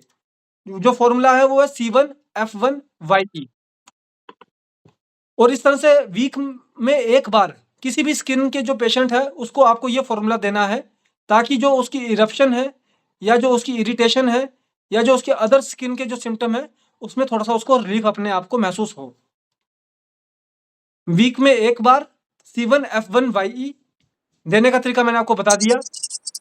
Dilution sir? D6 देने का तरीका मैंने आपको बताया। पहले के 3 घंटे के लिए डायरेक्ट टंग पे 5 बूंदे, नेक्स्ट 3 आवर के लिए विद 1 स्पून 5 ड्रॉप्स, और उससे बाद के लिए पानी की क्वांटिटी बढ़ाते जाइए। अगर उसको रिलीफ नहीं मिला है, अगर उसको डायरेक्ट ऑन टंग पे रिलीफ मिल गया है, तो उसको डायरेक्ट ऑन टंग ही करवा के रखना है, ये भी आपने उसको बोला है। अगर 1 चम्मच पानी में रिलीफ मिला है थोड़ा ज़्यादा, तो 1 चम्मच लेना है, पर लेना सिर्फ 1 दिन के लिए है। फिर उसके बाद अगले 6-7 दिन का गैप जो दवाई चल रही है नॉर्मल उसको चलाइए। बीच में अगर दोबारा इरिटेशन होने शुरू हो जाती है तो 3 घंटे के लिए करवाना है सिर्फ। तब जब करवाना तो 1 चम्मच पानी के अंदर 5 बूंदे, और फिर 1 वीक के बाद दोबारा उसको पूरे दिन के लिए इस चीज को रिपीट करवाना है। फॉर्मूला है C1F1YE। अब जो इलेक्ट्रिसिटी है वो आपको पेशेंट के बेस पे देखना है। अगर पेशेंट बीपी का नहीं है तो आप RE और YE को यूज करवा लीजिए। अगर उसको हाइपरटेंशन टाइप की कंडीशन नहीं होती है तो S1 के साथ RE यूज करवा लीजिए, और S5 के साथ RE का यूज करवा लीजिए, C5 के साथ YE का यूज करवा लीजिए। और अगर बीपी की कंडीशन होती है तो S5 के साथ BE का यूज करवाइए, C5 के साथ GE का यूज करवाइए। पर स्किन के पेशेंट में अगर एक बार आप उसको RE और YE अल्टरनेटिव यूज करवाएंगे, आपको एक अलग तरह का कंडीशन देखने को मिलेगा। और हाँ, दूसरी चीज़, जो उसकी रेमेडी अगर वो आपके पास पहले से आया है, ज़्यादा से ज़्यादा वो कौन-सी एलोपैथिक रेमेडी कॉमन यूज़ कर रहा होता है, जैसे सिट्राजिन। मोस्ट कॉमन जो स्किन के लिए यूज़ करवाता है, वो सिट्राजिन यूज़ कर रहे होते हैं, ठीक है? उसको यूज़ करने से कभी मना नहीं करना है। पर वो अपने उसको एक चीज़ पहले पूछ लेनी कि भाई आपने ये रेमेडी पहले से ले रहे हैं? वो बोलेगा ले रहा हूँ। कितने टाइम लेते हैं? वो बताएगा कि मैं इसको महीने में 5 बार, 10 बार, 20 बार लेता हूँ, ठीक है? बोला अब अगले 1 महीने में कितनी बार लेने की ज़रूरत पड़ी, वो आपने हमें बताना है, ठीक है? और वो कब लेता था, जब उसकी इरिटेशन हद से बढ़ जाती थी, ठीक है? हो सकता है कि उसको 1 दिन में इतनी बढ़ जाती कि अगले दिन दोबारा उसको लेने की पड़ जाती थी ज़रूरत। पर जब उसने हमारी दवाई ली, तो क्या हुआ, जो उसकी बढ़ी है इरिटेशन, वो 2 दिन या 3 दिन के बाद बढ़ी है। तो इस चीज़ का उसको ज़रूर बोलें कि अगर हल्की सी इरिटेशन बढ़ रही है, तब नहीं लेनी है दवाई। जब लगे कि अब अनकंट्रोलेबल हो चुका है, तब वो दूसरी दवाई को ले। इस तरह से 3 महीने तक आपको उसकी दवाई को बंद नहीं करवाना है, सिर्फ़ गैप करवाना है उसकी दवाई का, ठीक है? इस चीज़ को ज़रूर ध्यान में रखें। आयुर्वेदिक या अदर किसी सिस्टम की दवाई ले रहा हो, आप उसको इमीडिएट बंद करवा सकते हैं, कोई दिक्कत नहीं आएगी आपको। पर अगर एलोपैथी ली है उसने, या लेता था या ले रहा है, उसको आप एकदम से बंद करवाएँगे, पेशेंट डेफ़िनेटली इरिटेट होगा और उसको अनयूजुअल सिम्पटम देखने को मिलेंगे। इसलिए एलोपैथी की दवाई को कभी भी एकदम से बंद नहीं करवाना है। गैप आराम-आराम से गैप दिलवाते जाइए, बंद करवाते जाइए। तो ये थे हमारे बेसिक, जैसे मैंने आपको एक बार मैं रिपीट कर देता हूँ, S5, C5, अगर संगवाइन है पर्सन और ब्लड के रिगार्डिंग उसके ज़्यादा सिम्पटम है, तो A2 वर्वन, अगर लिम्फेटिक है और लिम्फ के रिगार्डिंग ज़्यादा सिम्पटम है, तो L1 वेन1।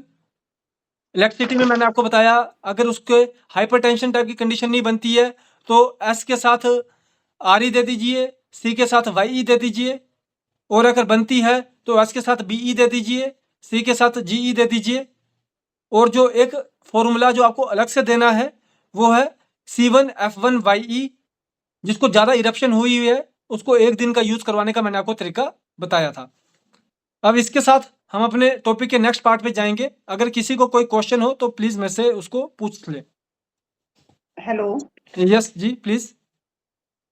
सर, जैसे एक्जिमा जी जी है ना, जी पहले 1 साल पहले हुआ था, वो ठीक हो गया, कान के बैक साइड जी जी उस कलर का। अब वो फिर वैसे ही हो रहा है, उसमें जी स्मेल भी आ रही है, जी ईचिंग भी है, जी तो इसको बार-बार क्यों हो रहा है ऐसे? मैम, अब इसमें पहले आपको अब यही चेक करना है कि पेशेंट किस टेम्परामेंट का है, ठीक है?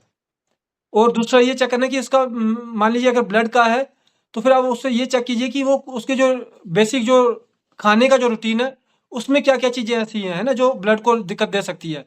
अब जैसे मान लीजिए ब्लड टेम्परामेंट का, पर वो नॉन-वेज बहुत ज़्यादा खा रहा है ना, और तो कहीं नहीं न कहीं सर, पे सर मेरी खुद की प्रॉब्लम है, ओके, और मैं ब्लड टेम्परामेंट की नहीं हूँ। ओके, आप लिम्फ टेम्परामेंट के हैं, ठीक है? आपको हाँ जी।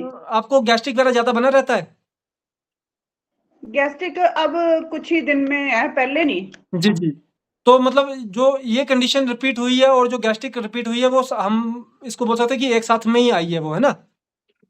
नहीं, ये 1 साल पहले भी हुआ था, जी, जी, जी। और चंबा डॉक्टर साहब से भी मेरी पहले पिछले साल भी बात हुई थी। जी। हाँ जी, फिर ठीक हो गया, अब इस साल फिर वैसे ही हो रहा है जी। कान पे। जी, जी, जी। ये आपका जो बेसिक जो है ना, ये आपका अ, 2 फैक्टर इसमें हम कंक्लूड कर सकते हैं। एक तो जो आपका ऑर्गन सिस्टम फैक्टर हो गया, ठीक है? दूसरा कहीं न कहीं पे हो सकता है हार्मोनल फैक्टर भी साथ में इंक्लूड हो रहा हो, है ना? पर ठीक जो है बेसिक सर। आपको इसमें वो आप कुछ मत कीजिए, आप जो L1 वेन1 वाला जो है ना ट्रीटमेंट, जी, आप उसको लेना स्टार्ट कीजिए, और सिरप में आप ना लिवोएसआर और एंजीप्लेक्स को अल्टरनेटिव कीजिए। 1 हफ्ता ठीक आप है सर। लिवोएसआर लीजिए, नेक्स्ट वीक एंजीप्लेक्स लीजिए, ठीक है? फिर बताइएगा कि ठीक आपके इसमें क्या चेंजेज़ आए हैं, है ना? ठीक है सर। जी। Sir, one thing I want to just let madam know, वो जी। कान में कुछ अगर कुछ अलंकार वगैरह जो पंच होते हैं, तो बीच बीच में मेटालिक रिएक्शन होके भी वो फिर वापस आता है सर। वैसा ही मेरा पेशेंट एक तो था, उसको कान से निकल उसको निकाल दिया मैंने, उसको बोला कि तुम निकाल दो, उस दिन खाली कान रखो, तो धीरे धीरे वो ठीक होना शुरू हो गया है। जी, जी, तो जी। कान का नीचे जो होता है सर, सर सर का वो मेटालिक रिएक्शन भी होता है। जी, मैं एक बार रिपीट कर देता हूँ। सर का कहना है कि जो हम ऑर्नामेंट डालते हैं, कई बार उसकी वजह से भी वो चीज़ें रिपीट करती है। तो कुछ समय के लिए आप उसको भी रिमूव करके देख सकते हैं कि वो रिपीट हो रही है या नहीं हो रही है ना? एक बार दोबारा बता सकते हैं सर? जी, जी। सर का कहना है कि जब हम कान में मान लीजिए बाली डाली है हमने, ठीक है? हाँ जी। तो उसकी वजह से भी वो चीज़ रिपीट करती है कई बार। सर कान के यहाँ नीचे नहीं है, कान के बैक इस साइड है। साइड है, ऊपर। बेशक बैक ऊपर साइड है इस पर साइड। आपका ब्लड हाँ फ्लो जी। भी ऊपर ब्लड साइड। फ्लो भी इरप्ट हो रहा है ना इसकी वजह से। ब्लड मेरा बीपी डाउन ही रहता है। जी, जी। ब्लड फ्लो भी आपका इरप्ट हो रहा है इसकी वजह से ना। आप एक बार हाँ करके देख जी। लीजिएगा। ठीक। 1 हफ्ते के लिए इसको निकाल के देख लीजिएगा कि क्या चेंजेज़ आए हैं। ठीक है जी। सर।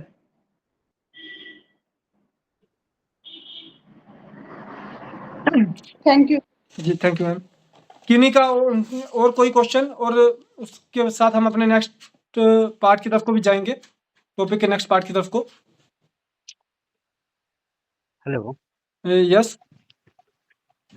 हाँ सर सर, एक नमस्कार। पेशेंट है। जी, नितेश कुमार जी पहले अपना क्वेश्चन कर ले। जी, जी। जी, एक पेशेंट है, उनको 20 इयर्स से हाथ में, राइट हैंड के हाथ में दोनों में, जी, मिडिल एंड इंडेक्स फिंगर में जी, 20 इयर्स हो गए सर, एक्जिमा, और ठीक हो नहीं रहा है सर। ठीक है, जी। दिए थे कुछ मेडिसिन तो थोड़ा सा कम हुआ, उसके बाद फिर वो बढ़ जाता है। ओके। इसमें वो सर आपको उनका सैंग्विन टेम्परामेंट टेम्परामेंट का कन्फर्म पर्सन करके है। जी जी, सैंग्विन टेम्परामेंट का है सर। सैंग्विन टेम्परामेंट है ना? और जी उनको आपने कभी एल्कोहलिन देके देखा उन्हें? नहीं नहीं, एल्कोहलिन नहीं दिए सर। आप उनको एक बार एल्कोहलिन चला के देखिएगा, ठीक है?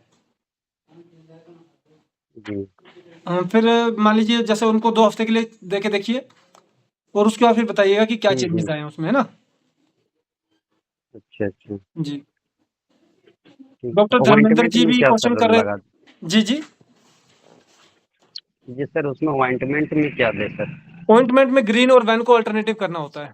पहले ग्रीन दे दीजिए 1 हफ्ते के लिए, ओके मतलब एक ओके, ग्रीन लगवा दीजिए पूरा, फिर उसके बाद नेक्स्ट टाइम वैन लगवा दीजिए। ठीक। सर नमस्कार। जी, नमस्कार जी। Okay, thank you. सोराइसिस का पूरा ट्रीटमेंट कितने दिन का होता है? जैसे आप कोई पेटेंट बनाते हैं उसमें। सर पता क्या, देखिए रिलीफ तो आ जाता है उसका ना, विदिन 1 मंथ के अंदर उसका जो कम होना शुरू हो जाता है, ठीक है? जी जी, पर उसको अब मान लीजिए कोई 5 साल 10 साल पुराना है, ठीक है? जी तो उसको प्योरली जाने में उसको फिर उसको गैप ले लेके आपको कम से कम अगले 1.5 साल तक का समय लेना पड़ेगा। 6 महीने का एक बार ट्रीटमेंट कंटिन्यूअस कर दीजिए, फिर उसके बाद नेक्स्ट 3 मंथ्स का गैप लीजिए, फिर 1 मंथ का ट्रीटमेंट कीजिए, फिर 3 मंथ का गैप लीजिए, फिर 1 मंथ का ट्रीटमेंट कीजिए। इस तरह से गैप ले लेके करेंगे, तो वो विदिन 1 एंड हाफ ईयर के अंदर उसका क्लियरेंस हो जाएगा। मान लीजिए 6 महीने के बाद ना वो 60% कवर हुआ है, 40% अभी भी बचा हुआ है, तो भी गैप लेना ही पड़ेगा, लेना ही चाहिए। नहीं तो सर आप मंथली एक मंथ का पैक होता है या 2 मंथ का पैक होता है, जैसे आपसे हम मंगवाना नहीं, चाहें नहीं, तो? नहीं, हम आपको पैक नहीं देंगे, आपको फ़ॉर्मूला आपके पास ही रहेगा, किट आपके पास ही रहेगी। अच्छा, सिर्फ़ मान लीजिए जो जी अगर वो आपको पता उसमें गैस्ट्रिक या उसके पेट के रिगार्डिंग के सिम्पटम बने हैं, तो हम आपको लिवोएसआर और एंजीप्लेक्स दे देंगे, है ना? 7 नंबर और जी 11 नंबर टैबलेट दे देंगे, है ना? जी तो इस तरह से आपको पेटेंट वो प्रोवाइड करवा सकते हैं, पर जो फ़ॉर्मूला है वो आप खुद ही बना के देंगे। ठीक है सर। दूसरा ये पूछ रहा जी, जी। दूसरा मेरा निवेदन ये है कि भाई दवाई कम से कम कितने रुपए की मंगाएं जो अब आप भेज दो हमारे को। सर आप जितने मंगवाएँगे भेजेंगे, 5,000 से कम का होता है ना, तो उसका कोरियर चार्जेज़ देना पड़ता है। हाँ जी 5,000 से ज़्यादा का होता है तो कोरियर चार्ज नहीं नहीं देता है सर। जी, जी, थैंक यू। तो इसमें ऑर्डर तो व्हाट्सएप पर ही डालना पड़ता है, जी, जी सर, जी, बिल्कुल। जो आपका जो नंबर है वही। जी, जी, जी। जी, नेक्स्ट क्वेश्चन प्लीज़।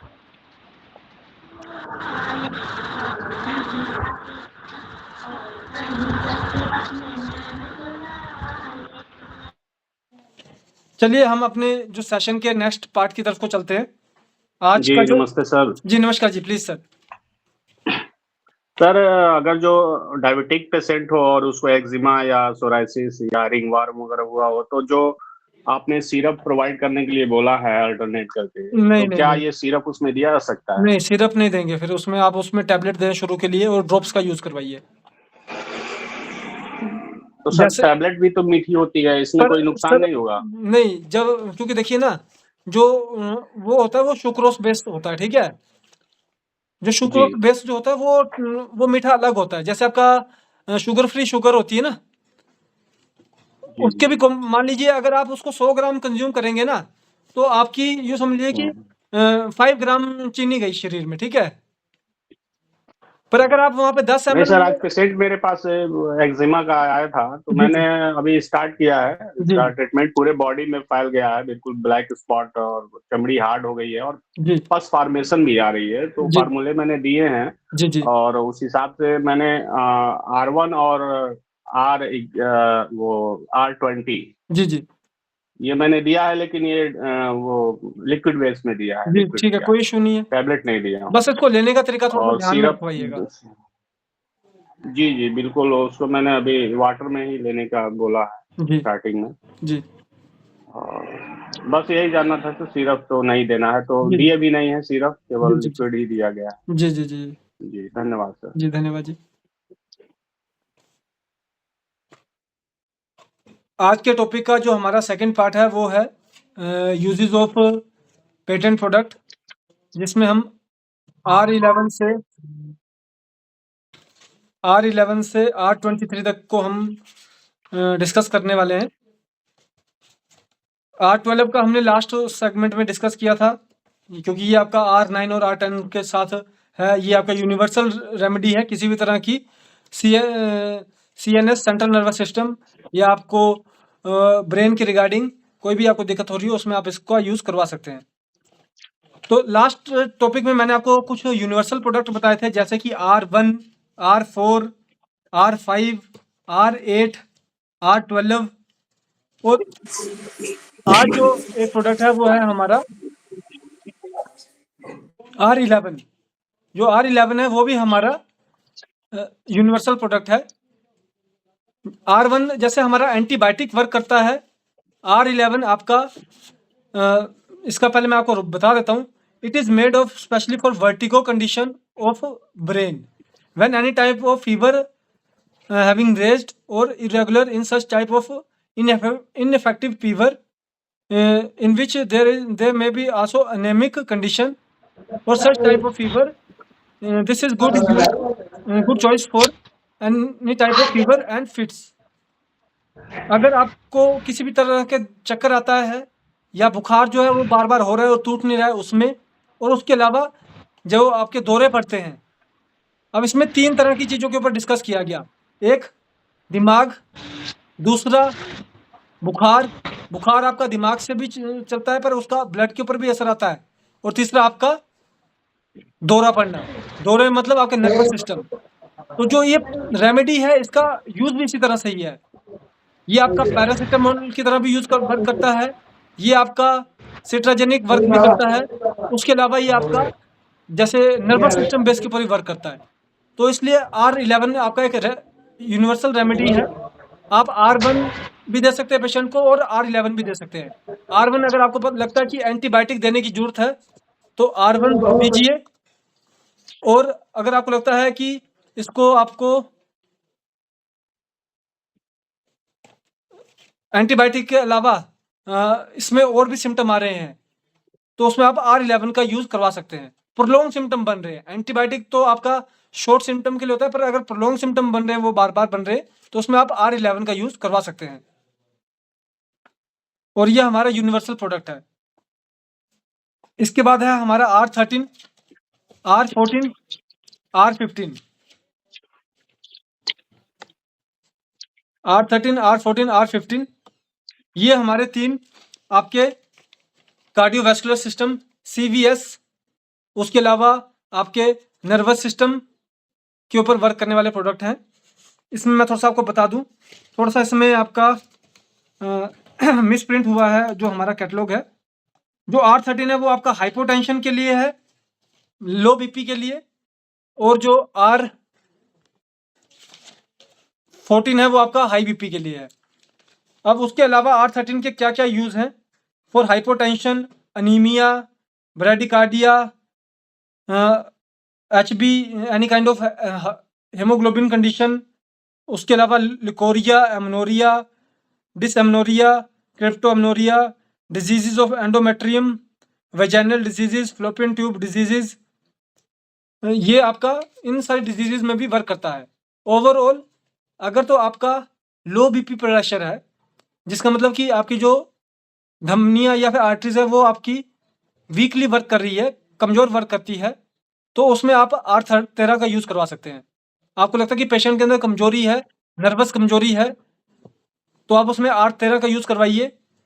और उसके अलावा गायनी के किसी भी पेशेंट में जिसमें ब्लीडिंग ज़्यादा होती है उसमें भी आप R13 का यूज़ करवाएंगे तो आपको एक रिजल्ट देखने को मिलेगा। हाँ, जिसमें ब्लीडिंग ज़्यादा होती है उसमें ज़्यादा लंबे समय यूज़ नहीं करवाना होता, सिर्फ 3 दिन का यूज़ करवाइए, उसके बंद करवा दीजिए, फिर 1-2 हफ्ते का गैप लीजिए, फिर 3 दिन का यूज़ करवाइए, फिर बंद करवा दीजिए, इस तरह से। और ये आपका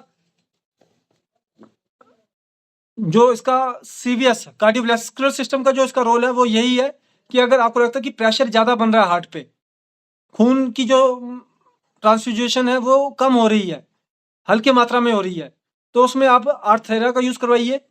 और वहीं पे अगर आपको लगता है कि ज़्यादा प्रेशर बनता है, ब्लड प्रेशर भी हाई है, खून भी ज़्यादा पंप आउट हो रहा है, और जो आपकी आर्टरीज या फिर नसें हैं वो भी आपकी ज़्यादा एक्टिवली वर्क करती हैं, तो उसमें आप R14 का यूज़ करवाइए।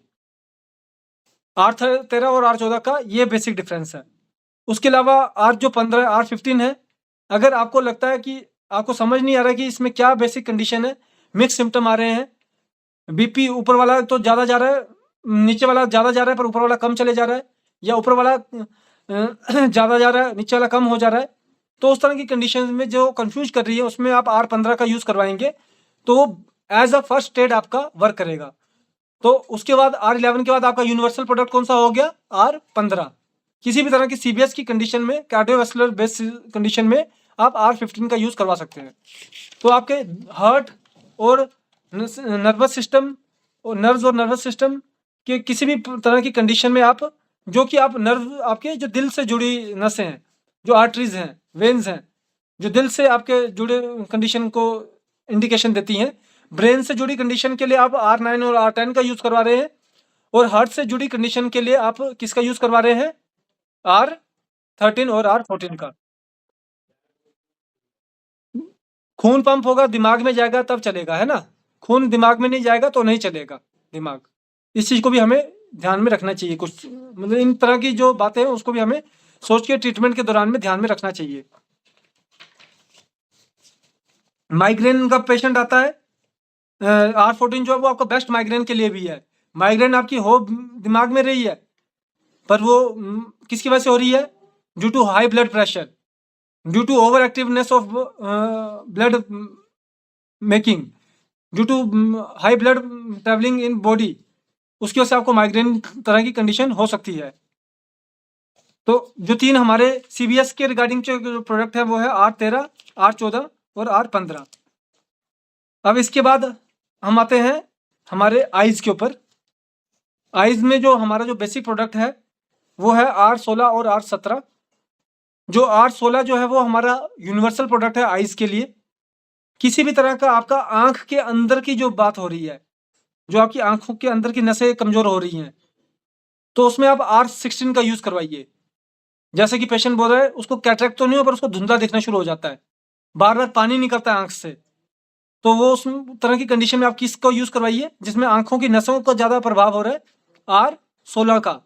पर वहीं पे पेशेंट की आँख के ऊपर झिल्ली बन रही है, पानी जम जाता है, सुबह आँख के अंदर म्यूकस जम जाता है, तो उस तरह की कैटरेक्ट टाइप की कंडीशन में किस चीज़ का यूज़ करवाना है? R17 का।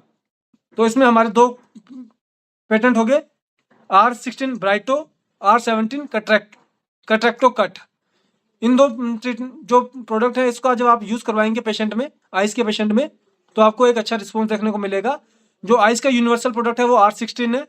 आपको लग रहा है कि कैटरेक्ट तो है ही है पर नसों की भी कमजोरी है और समझ नहीं आ रहा, तो उसमें आप R16 का यूज़ करवा सकते हैं। तो ये थे हमारे आइज़ के रिगार्डिंग। उसके बाद पेन के लिए, किसी भी तरह की पेन हो रही है बॉडी में, उसमें आपका जो प्रोडक्ट वर्क करता है वो है R18। R18 जो है वो हमारा यूनिवर्सल प्रोडक्ट है फॉर पेन। इसको आप काम यूज़ करवा के किसी भी तरह के पेन में रिजल्ट ले सकते हैं। यूज़ करवाने का तरीका अलग हो सकता है, अभी जैसे बात हो रही थी, हमारी पेन किलर्स की बात हो रही थी कि एलोपैथी पेन किलर खा रहा है, आप इसको भी देना स्टार्ट कर दीजिए। जहाँ पे वो हफ्ते में 5 बार पेन किलर खा रहा है, डेफिनेटली पहली बार के यूज़ के बाद हफ्ते में वो कम से कम तो 50 to 60% रिड्यूस हो जाएगा उसका दूसरी चीज़ का। 5 की जगह वो 2 बार खाना शुरू कर देगा। इस तरह से वो और आगे बढ़ती जाएगी। 5 की जगह उससे नेक्स्ट वीक में हो सकता है वो 5 की जगह 1 बार खाना शुरू कर दिया, उससे नेक्स्ट वीक में हो सकता है कि 2 हफ्ते में 1 बार खाने की जरूरत पड़ी, उससे नेक्स्ट वीक में हो सकता है कि महीने में 1 बार खाने की जरूरत पड़ी। तो इस तरह से आप R18 का किसी भी तरह की अगर बॉडी में पेन हो रही है तो उसमें आप R18 का यूज़ करवाएंगे।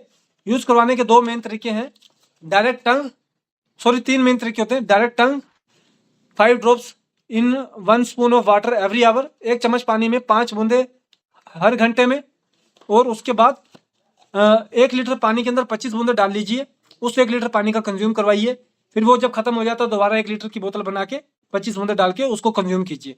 इस तरह से ये 3 मेन तरीके होते हैं आपको यूज़ करवाने के। किसी भी तरह के पेन के लिए R18 भी जो वो हमारा यूनिवर्सल प्रोडक्ट है। अब बात आती है स्किन की। स्किन में हमारे 2 प्रोडक्ट है, R19 और R20। R19 का नाम है स्कैबोकिन और R20 का नाम है इचमोकिन।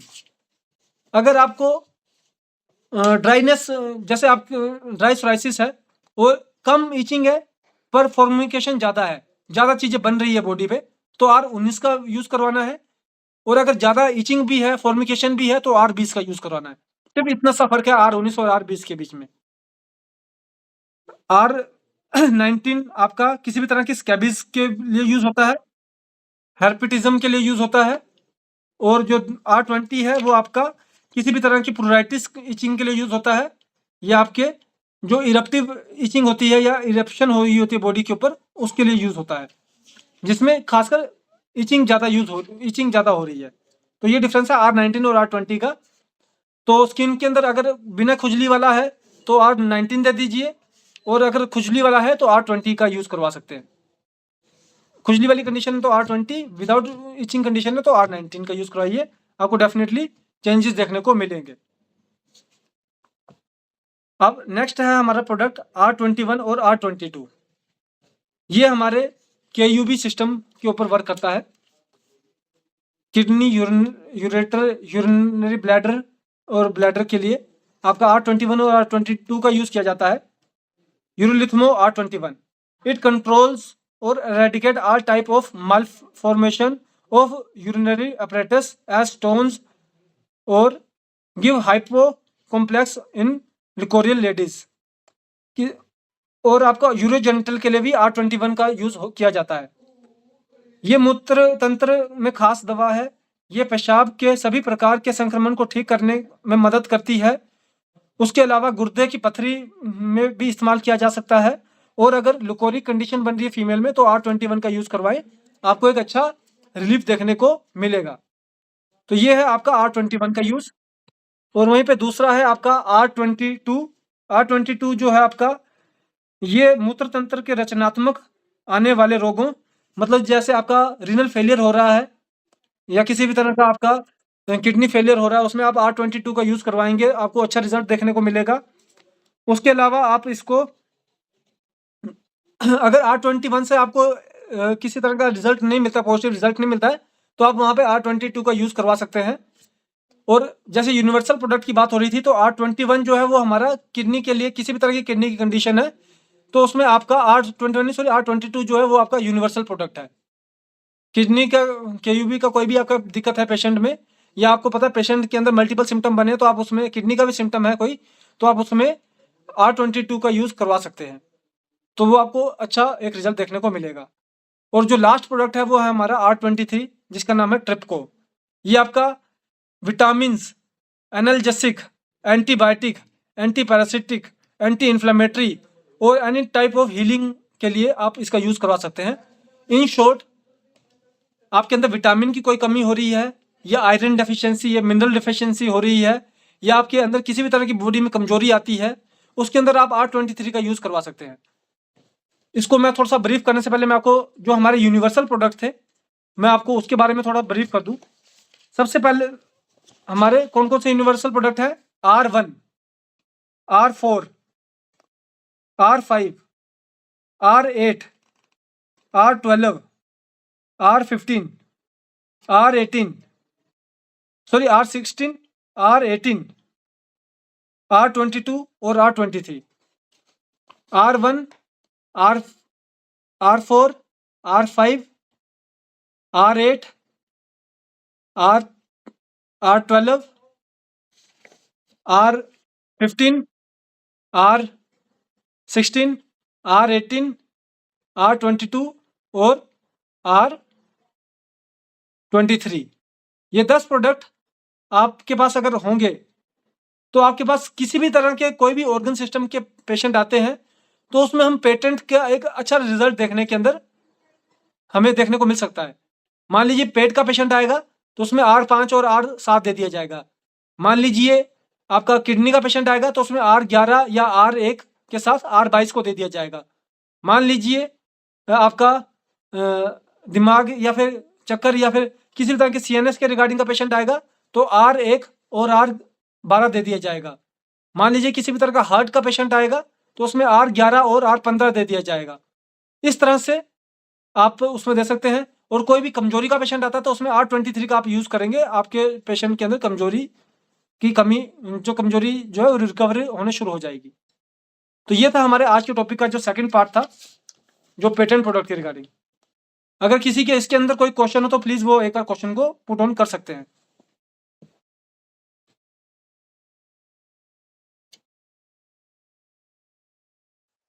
सर एक बार और बता दीजिएगा। सर R1 और R5 sorry R1, R4, R5, R8, R12, R15, R16, R18, R22 और R23 ये हमारे यूनिवर्सल प्रोडक्ट है।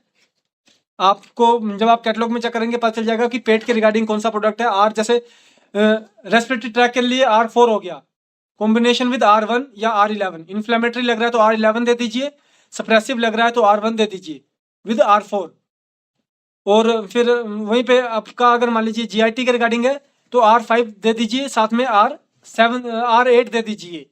अगर आपका नर्वस सिस्टम के रिगार्डिंग है विद ब्रेन इंक्लूडिंग तो R12 दे दीजिए विद R1 या R11 के। अगर आपका हार्ट के रिगार्डिंग है तो R15 दे दीजिए विद R1 या R11। R1 और R11 आपको कंडीशन बेस पे देख के देना है।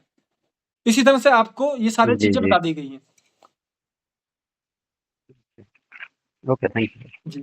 तो अब इसके साथ मैं अपने जो आज के टॉपिक का जो हमारा लास्ट पार्ट था मैं उसके ऊपर जाऊंगा, जो कि हमारे डोजेस के ऊपर था।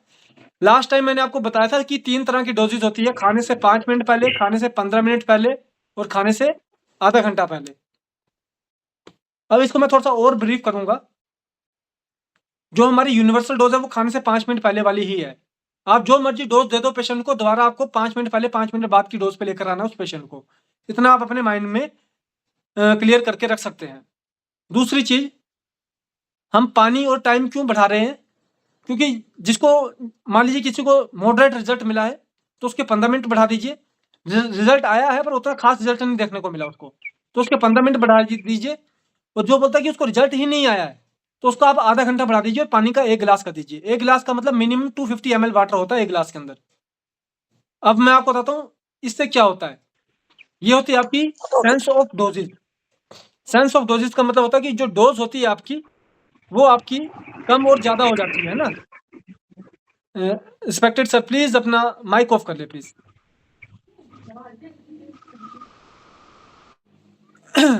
सेंस ऑफ डोज, अगर मैं इसको किसी और के साथ कंपेयर करूं तो जो पर्सन आपका डिल्यूशन के बारे में बात करते हैं ना कि 100 डिल्यूशन, 1000 डिल्यूशन या लाख डिल्यूशन, मैटी जी ने उसकी जगह पे, क्योंकि डिल्यूशन का जो ये कॉन्सेप्ट है ये प्योरली होम्योपैथिक कॉन्सेप्ट है, उसमें उनको स्टॉकिंग क्यों करनी पड़ती है? क्योंकि उसमें टिंचर डाला हुआ है। अगर आप पानी के अंदर 1 बूंद शराब भी डालेंगे ना तो भी आपको उसको हिलाना पड़ेगा तब जाके वो मिक्स होगी, वरना वो मिक्स नहीं होगी।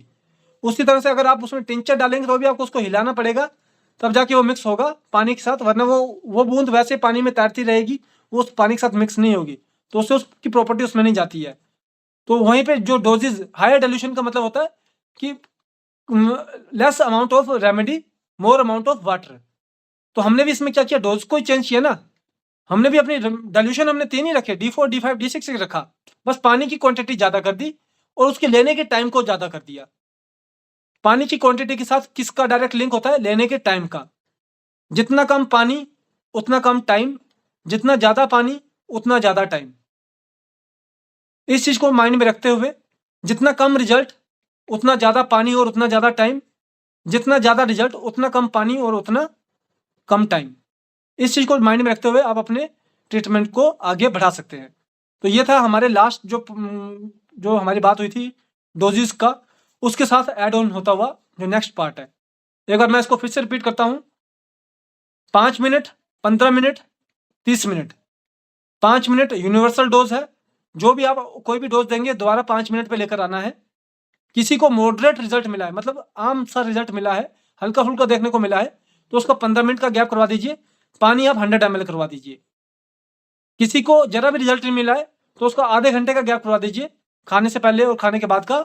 और पानी आप मिनिमम 1 गिलास, मतलब मोर देन 250 ml करवा दीजिए। बूंदे 15 ही रहेंगी। ये है हमारा डोजेस का तरीका। अब इसके साथ अगर किसी का कोई क्वेश्चन हो, अपने क्वेश्चन को करे और हम अपने सेशन के क्लोजिंग की तरफ को जाएंगे। सर एक क्वेश्चन है सर। जी सर। वो है जो आपने बोला 1 गिलास पानी में 1 घंटा पहले, आधा घंटा पहले, आधा घंटा पहले, तो वो पूरा एक साथ पी लेगा? जी हाँ जी, पूरा एक साथ में पी लेगा? बिल्कुल एक साथ वो पानी पी लेगा उसको, क्योंकि खाने से आधा घंटा पहले किया ना हमने सर। अब मान लीजिए उसको डाइजेस्ट भी तो होना बॉडी को, बॉडी में पानी को। अच्छा अच्छा। अब अदरवाइज डोज वही रहेगा, मतलब जो 15 बूंदे, राइट सर। और पानी का क्वांटिटी ज्यादा कर दिया। बाकी मैंने कंडीशन नहीं बताई कि जिसको जरा भी रिजल्ट नहीं मिला उसमें करवाओ इसको, है ना जी। अच्छा। और फिर उसके बाद दोबारा उसको 2 हफ्ते के बाद दोबारा उसको 5 मिनट बिफोर, 5 मिनट आफ्टर पानी की क्वांटिटी कम। एक चीज सर, और दूसरा क्वेश्चन था, बड़ा पेकुलियर क्वेश्चन। जी जी। क्वेश्चन ये, एक पेशेंट मैंने अभी मेडिसिन दिया जी, सिर्फ नीचे केवल मैंने अल्कोहलिन दिया, बिकॉज वो प्रोस्टेट का प्रॉब्लम बोल रहा था जी। उसको यूरिन रिटेंशन होता है जी। और जब मैंने बोला भैया आप एक काम करो, आप एक यूएसजी कर लो पहले, पूरा एब्डोमिनल का यूएसजी करो, रेनल का यूएसजी करो। जी जी। तो यूएसजी करके देखा, yes he has got developed of liver, fatty liver. जी। देन उसका पहले से ट्रीटमेंट चल रहा था हमारा किताब के मुताबिक, वो है हार्निया। जी। और अभी इसके बाद मेरा दिखाई दे रहा है कि उसका प्रोस्टेट ग्लैंड में भी वो है जी। और फैटी लीवर उसका ग्रेडेड 2 है जी। तो मैंने सोचा कि ये फर्स्ट ऑर्गन तो फैटी लीवर तो ऊपर का ऑर्गन है जी। इसीलिए फैटी लीवर के ऊपर पहले मेडिसिन दिया। वो अदरवाइज जो उसके जो C2 सॉरी 2 ग्रुप का जो medicine, S5 group, C3 group का मेडिसिन है, वो प्रोस्टेट में भी काम करेगा जी जी। इसीलिए मैंने सोचा कि तुम पहले फैटी लीवर का मेडिसिन लो। लीवर ही होना था, क्योंकि इसमें एक चीज और क्लियर होगी ना आपका, आखिर में लिम्फ प्रोसेसिंग की बात भी आ जाती है ना। उसको प्रोस्टेटाइटिस बना है तो वो आपका एंडोक्रिनल डिसबैलेंस हो गया ना। यस। और एंडोक्रिनल आपका मेजर यूजर ऑफ लिम्फ होता है ना। यस। तो इसमें और उसका लिम्फ डिस्टर्बेंस तो चल ही रहा है, क्योंकि हेप्टोमेगली है। बस इसके लिए आप उसको क्या कर सकते हैं कि साथ में आप उसको एल्कोलिन चलाए रखिए। हमने एल्कोलिन दिया है जी जी। बाकी जो ट्रीटमेंट है वो फैटी लीवर का किया जाए। राइट सर, मैंने वही कर रहा हूँ जी जी। And then what is about वो हार्निया? हार्निया तो सर आपका 2 मंथ के बाद देखिए कि उसके क्या कोई चेंजेस आए उसमें। तो वो पहले से चल रहा C5 ग्रुप का जो मेडिसिन चल रहा था, वो तो चल ही रहा है ना। तो वही हमने देखना कि कोई चेंजेस आया उसमें, क्योंकि ज्यादा चेंजेस नहीं आया। वो बोल भी नहीं पा रहा, लेकिन मोटापन भी नहीं है, वो झूलापन भी नहीं है। इसमें हार्निया है। जो आपके ना एक्सटर्नल चीजें बनती है उसमें हॉट कंप्रेस का यूज करवाना पड़ता है। अच्छा पर अभी इसमें नहीं करवाएंगे ना, क्योंकि इसका फैटी लिवर बना हुआ पहले से ना, स्वेलिंग मतलब, तो इसलिए हॉट जी कंप्रेस जी जी को हम थोड़ा सा अवॉइड करेंगे। जी सर। जी सर मैं सर वो D3 हम लोग जब परचेस किए उसको प्रिजर्व करने का थोड़ा सा अगर बताइए, क्योंकि गर्मी का मौसम आ गया, अब सर, इसका चांसेस क्या गड़बड़ उसको ना होने का कोई चांसेस है? प्रिजर्व करने के लिए आपको क्या करना है, जो डार्क तरह का जगह रखनी है, ठीक है। मतलब घर में विदाउट एसी पे कोई इशू तो नहीं आएगा ना? विदाउट एसी में कोई इशू नहीं आएगा, पर वहां पे डायरेक्ट सनलाइट नहीं होनी चाहिए, और वो ओपन में नहीं होना चाहिए वो, ठीक है। क्या कीजिएगा ना, एक बॉक्स ले लीजिएगा, ठीक है, उसको ब्लैक पेंट कर दीजिएगा अंदर और बाहर से। अगर ब्लैक ये अगर प्लास्टिक में कवर कर दे तो? पर उसको ब्लैक ब्लैक कलर का होना चाहिए, प्लास्टिक बिल्कुल ब्लैक होना चाहिए, बिल्कुल ब्लैक। जी जी और उसके बाद भी वो जैसे कि अलमारी होती है, या फिर जैसे आपके हमारे मान लीजिए कि कोई कबर्ड ही होता है ना, उसमें क्लिनिक में छोटे छोटे ड्रॉर तो होते ही है ना, तो जी जी ड्रॉर के बिल्कुल। अंदर रखना है उसको, जहाँ पे डायरेक्ट सनलाइट नहीं आती हो। ठीक। अब सुनम सर एक प्रॉब्लम और है। जी जी जी not in the form of complain नहीं है। जी जी जी हो सकता है कि ये उनका मेडिसिनल रिएक्शन भी ऐसा भी हो सकता है, या केमिकल रिएक्शन हो सकता है। जी जैसे मैंने C5A2 जी एंड G हाँ जी इन तीनों को कोई गला करने के लिए या गार्गल करने के लिए बोला। जी जी उसमें कभी कभी मैं भी लेता हूँ उसको गार्गल करने के लिए, जी कि फ्रैंकली स्पीकिंग कभी कभी मैं तम्बाकू या खैनी खा लेता हूँ। जी जी तो जब अब मैं इरिटेशन फील करता हूँ तो मैं उनका कुल्ला कर लेता हूँ, या WA से या तो GE से। जी तो इन तीनों का जो कॉम्बिनेशन में जो अपना किताब में अदरवाइज गार्गल ग्रुप में है, जी जी जब मैं प्रिपरेशन कर लिया जी से D6 ग्रुप या D4 ग्रुप में, जी आफ्टर सम डेज देखता हूँ कि वो तेजाब जैसा हो जाता है। कैसे हो जाता है? तेजाब जैसा, यानी कि पहले दिन जिस तरीके से लिया था, जी जी जी उसका जो टेस्ट था, जी जी जी वही मेडिसिन 7 दिन के वजह वही डायलिसिस में ले रहा हूँ उधर 7 से, डेज के बाद ना, उसी बोतल से। 7 डेज हाँ के बाद ना सर, वो एक्चुअली तेजाब जैसा नहीं, हाँ वो ना, वो ऑक्सीजन गई है ना उसमें एक बार, जी सर। तो वो ऑक्सीजन से रिएक्शन हो जाता है, ठीक है, उसमें वो कोई भी ऐसे कोई नेगेटिव नहीं हुआ है वो। अच्छा अच्छा, मैं वही पूछ रहा जी हूँ, जी वो ऑक्सीजन से, क्योंकि मेरे को लग रहा है ये तो वो बार बार जी वो उसमें ऑक्सीजन जब चला जाएगा तो वो एक्ट करेगा ही करेगा। तो मेडिसिनल वर्क तो रहेगा ना? हाँ वो रिजल्ट रहेगा, उसमें कोई दिक्कत नहीं आएगी आपको कभी भी। बस वही मैं सोच रहा था, पूछ लेता हूँ। वो थोड़ा टेस्ट, वो खट्टा सा टेस्ट बन जाता है ना। जी सर, थोड़ा सा खट्टा सा टेस्ट बोलो। जी जी जी वो ठीक ऑक्सीजन ठीक की वजह से है, ऑक्सीडाइज हो जाता है, तो फिर वो वैसा टेस्ट हो जाता है। Otherwise there is no problem ना? नहीं नहीं नहीं, उसमें इफेक्टिवनेस में कोई भी दिक्कत नहीं है। इसके लिए हम क्या करते हैं कि ना, ओके सर, हमारा एक प्रोडक्ट है VRS, ठीक है। तो मान लीजिए जो आपने जिस पानी से वो बनाया होगा ना, तो उस 1 लीटर के अंदर हम वो 25 ml डाल देंगे VRS, ठीक है। अच्छा, तो फिर वो 1 हफ्ते का वो खट्टा नहीं होगा। फिर वो आपने डाइल्यूशन बना लिया, डाइल्यूशन के बाद आपने वाटर भी ऐड ऑन करना है ना, जी जी। तो उस वाटर के अंदर 1 लीटर के अंदर 25 ml डाल देंगे VRS, उसको अच्छे से शेक कर लेंगे, फिर वो डालेंगे, तो फिर वो खट्टा नहीं होगा तब वो। तो ठीक है, मैं डॉक्टर मौर्य को बोलता हूँ, फिर वो एक पे ठीक है। ठीक है, अभी मैं कानपुर में आया हूँ, जी जी डॉक्टर मौर्य से मिल लेंगे। जी बिल्कुल बिल्कुल मिलेगा, जरूर मिलेगा। Thank you sir, thank you sir. Thank you जी। सर वो जो डायलिसिस करने के लिए क्या बोला सर, उसको मंगा हुआ मैं चौधरी साहब से बोल रहा हूँ जी से। VRS। Hello VRS। ठीक सर यहाँ पे एक ये नाम आ रहा है, कॉलेज ट्यूब करके आ रहा है नाम, इनका भी अभी कुछ, क्या कोई क्वेश्चन है आपका सर? जी सर। जी सर जी। हेलो सर, सुना जी नाम जी। बोला सर कि रैपिड डोज में जो है डायरेक्ट टंग पर बूंद देने के लिए, उसके बाद यदि रिजल्ट नहीं आता है तो उसको दीजिए 1 चम्मच पानी में 5 बूंद। जी बिल्कुल। उसके बाद माइल्डली आया रिजल्ट तो क्या करें सर? तो फिर 1 लीटर पानी के अंदर 25 बूंदे डाल के, वो 1 लीटर पानी अगले 3 से 4 घंटे के अंदर कंज्यूम करवाना है। 1 लीटर पानी के अंदर 25 बूंदे डालनी है, फिर वो 1 लीटर पानी अगले 3 से 4 घंटे के अंदर पिलाना है। जी ये वाला तो उसमें नहीं चलेगा, जो 15 मिनट पहले 15 मिनट बाद 100 ml पानी में जो बोले वो नहीं चलेगा? नहीं, वो तो सर वो आप रैपिड डोज की बात कर रहे हैं ना? जी सर। जी, मैं जो फ़ॉर्मूला है उसका काम वो खाने के साथ पचेगा ना पेट में जाके? क्योंकि जी। खाने से पहले, खाने के बाद क्यों कर रहे हैं हम उसको? और जो रैपिड है वो खाने से अलग जा रहा है ना?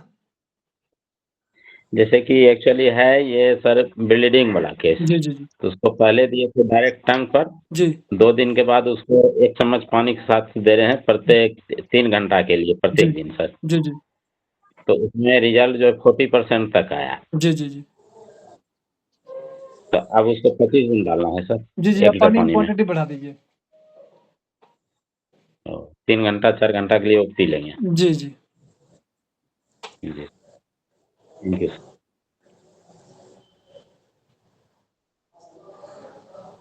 Next question please. सर नमस्कार। जी, नमस्कार जी। सर जैसे कि अदर डिजीज में जो डोज होते हैं जी। और स्किन के डिजीज में सेम डोजेस होता है, जैसे कि मैंने मेरा सीनियर से सुना है जी। कि आप 5 ड्रॉप टीडीएस कर दीजिए।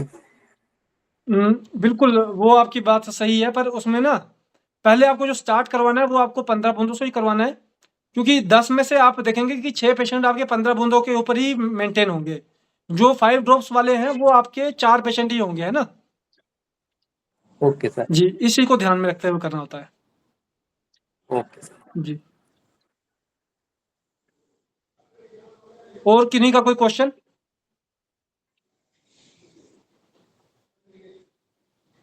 हाँ सर, जी ये सर। जो किताब जो एफिकेसी ऑफ इलेक्ट्रोहोम्योपैथी जो किताब आप सर बना रहे हैं, जी, तो जी। कब तक मिलेगा सर हम लोग को? सर अभी ना वो देखिए हम कुछ ऐसी चीज़ क्रिएट करना चाह रहे हैं, जो सारों के काम आए और सबको उसका बेनिफिट भी हो, है ना? और इसलिए अच्छा। हम उसमें सबको इंक्लूड करने की भी कोशिश कर रहे हैं। इसलिए हम आपसे रिक्वेस्ट भी कर रहे हैं कि आप अपने केसेस को भी करें। हो सकता है कि वो 1, 2, 3 अच्छा। वॉल्यूम करके बन के आ जाए, है ना? पर हम ज़्यादा से ज़्यादा लोगों से केसेस मँगवाने की कोशिश कर रहे हैं ताकि ज़्यादा से ज़्यादा डाटा उसमें डाला जा सके। तो आप यूँ समझिए कि मई मंथ तो लग ही जाएगा उसका ना। अच्छा। आपका अप्रैल एंड तक, मई की बिगिनिंग तक वेबसाइट बन जाएगी और मई एंड तक आपकी एफिकेसी आ जाएगी। और इस बार अक्टूबर मंथ में जब हमारा सेमिनार होगा तो आपकी जो पल्स डायग्नोसिस की जो बुक थी, जो काफ़ी समय से वेट किया जा रहा है जिसका, वो आ जाएगा। इस तरह से हमारे कुछ लिटरेचर्स जो हैं, जो इन प्रोडक्शन में हैं, वो सारे के सारे आपको मिल जाएँगे इस साल अक्टूबर मंथ तक आते-आते। ओके सर, जी। Thank you thank you. वो बहुत ही होगा हमारे लिए। जी, जी, जी। तो हेलो सर, नमस्कार। नमस्कार सर, नमस्कार। सर, किसी को मेडिसिन देने के बाद अगर इचिंग ना रुके तो उस समय फास्ट ट्रीटमेंट में क्या दे सकते हैं? सर एक मैंने जो फ़ॉर्मूला फिजिकली बताया कंट्रोल आज हो। ना, वो है C1F1/E, ठीक है? अच्छा, ये लिखे हुए हैं सर। D6 में सर? D6 में देना है, ठीक है? और एक और चीज़ इसका ध्यान रखना है आपने, ठीक है? R5 आप R5 भी दे सकते हैं, ऐसी कोई दिक्कत की बात नहीं है ना? आपको मालूम ही होगा R5 का यूज़ भी करवाते हैं ना? जी, जी। बिल्कुल, जी सर। जी, पर अगर किसी कोई पर्सन है जिसके पास है नहीं तो फ़ॉर्मूला के लिए ये दे सकता है वो। अच्छा, ये ऑन टंग देंगे सर या पानी में ये गिलास वगैरह ये सब? ये आप ये आप डायरेक्ट टंग देंगे, फिर उसके बाद उसको आगे चेंज करते जाएँगे ना? अच्छा। जी। पहले डायरेक्ट टंग, फिर 1 चम्मच पानी में, फिर उसके बाद 1 गिलास पानी में। तो इसी के साथ हमारा जो आज का सेशन था, उसका हमारे सारे टॉपिक कवर हुए और बेसिक हमने आज स्किन के डिजीज़ का डिस्कस किया था। नेक्स्ट सेशन में हम थोड़ा-सा डिस्कस करेंगे कि कौन-कौन से डिजीज़ होते हैं, है ना? मतलब जैसे मान लीजिए कि आपका सोराइसिस के ऊपर डिस्कस कर लिया। Psoriasis in correlation with eczema and आपका प्रोराइटिस हो गया। फिर सोराइसिस इन कोरिलेशन विद आपका जनरल स्किन इन्फेक्शन हो गया। इस तरह से हम अपने जो टॉपिक्स को बढ़ाते हुए, क्योंकि जितना मुझे लगता है कि शायद से अप्रैल के 10 तारीख तक हमारे सेशन होंगे, उसके बाद फिर एक थोड़ा-सा गैप डलेगा बीच में, कुछ काम की वजह से, और उसके बाद फिर हम जो नेक्स्ट जो सेशन करेंगे वो हम बाय मंथ ऑफ जून में करेंगे। तो अभी कोशिश है कि हमारे नेक्स्ट कितने आपका 3 सेशन और हो सकते हैं हमारे ना।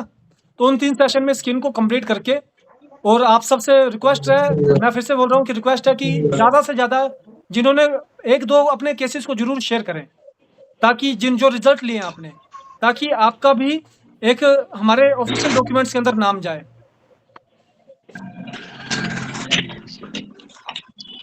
तो इसके साथ आप सबका जुड़ने के लिए सर। बहुत बहुत धन्यवाद। जो सेशंस की डिमांड हो रही है उसको भी जरूर किया जाएगा। फैटी लिवर के लिए बिल्कुल बिल्कुल, उसको भी हम जरूर करेंगे जी। जी सर। जी थैंक यू जुड़ने के लिए। Thank you thank you thank you thank you sir. Thank you sir. Thank you जी। Thank you sir. Thank you sir sir thank you.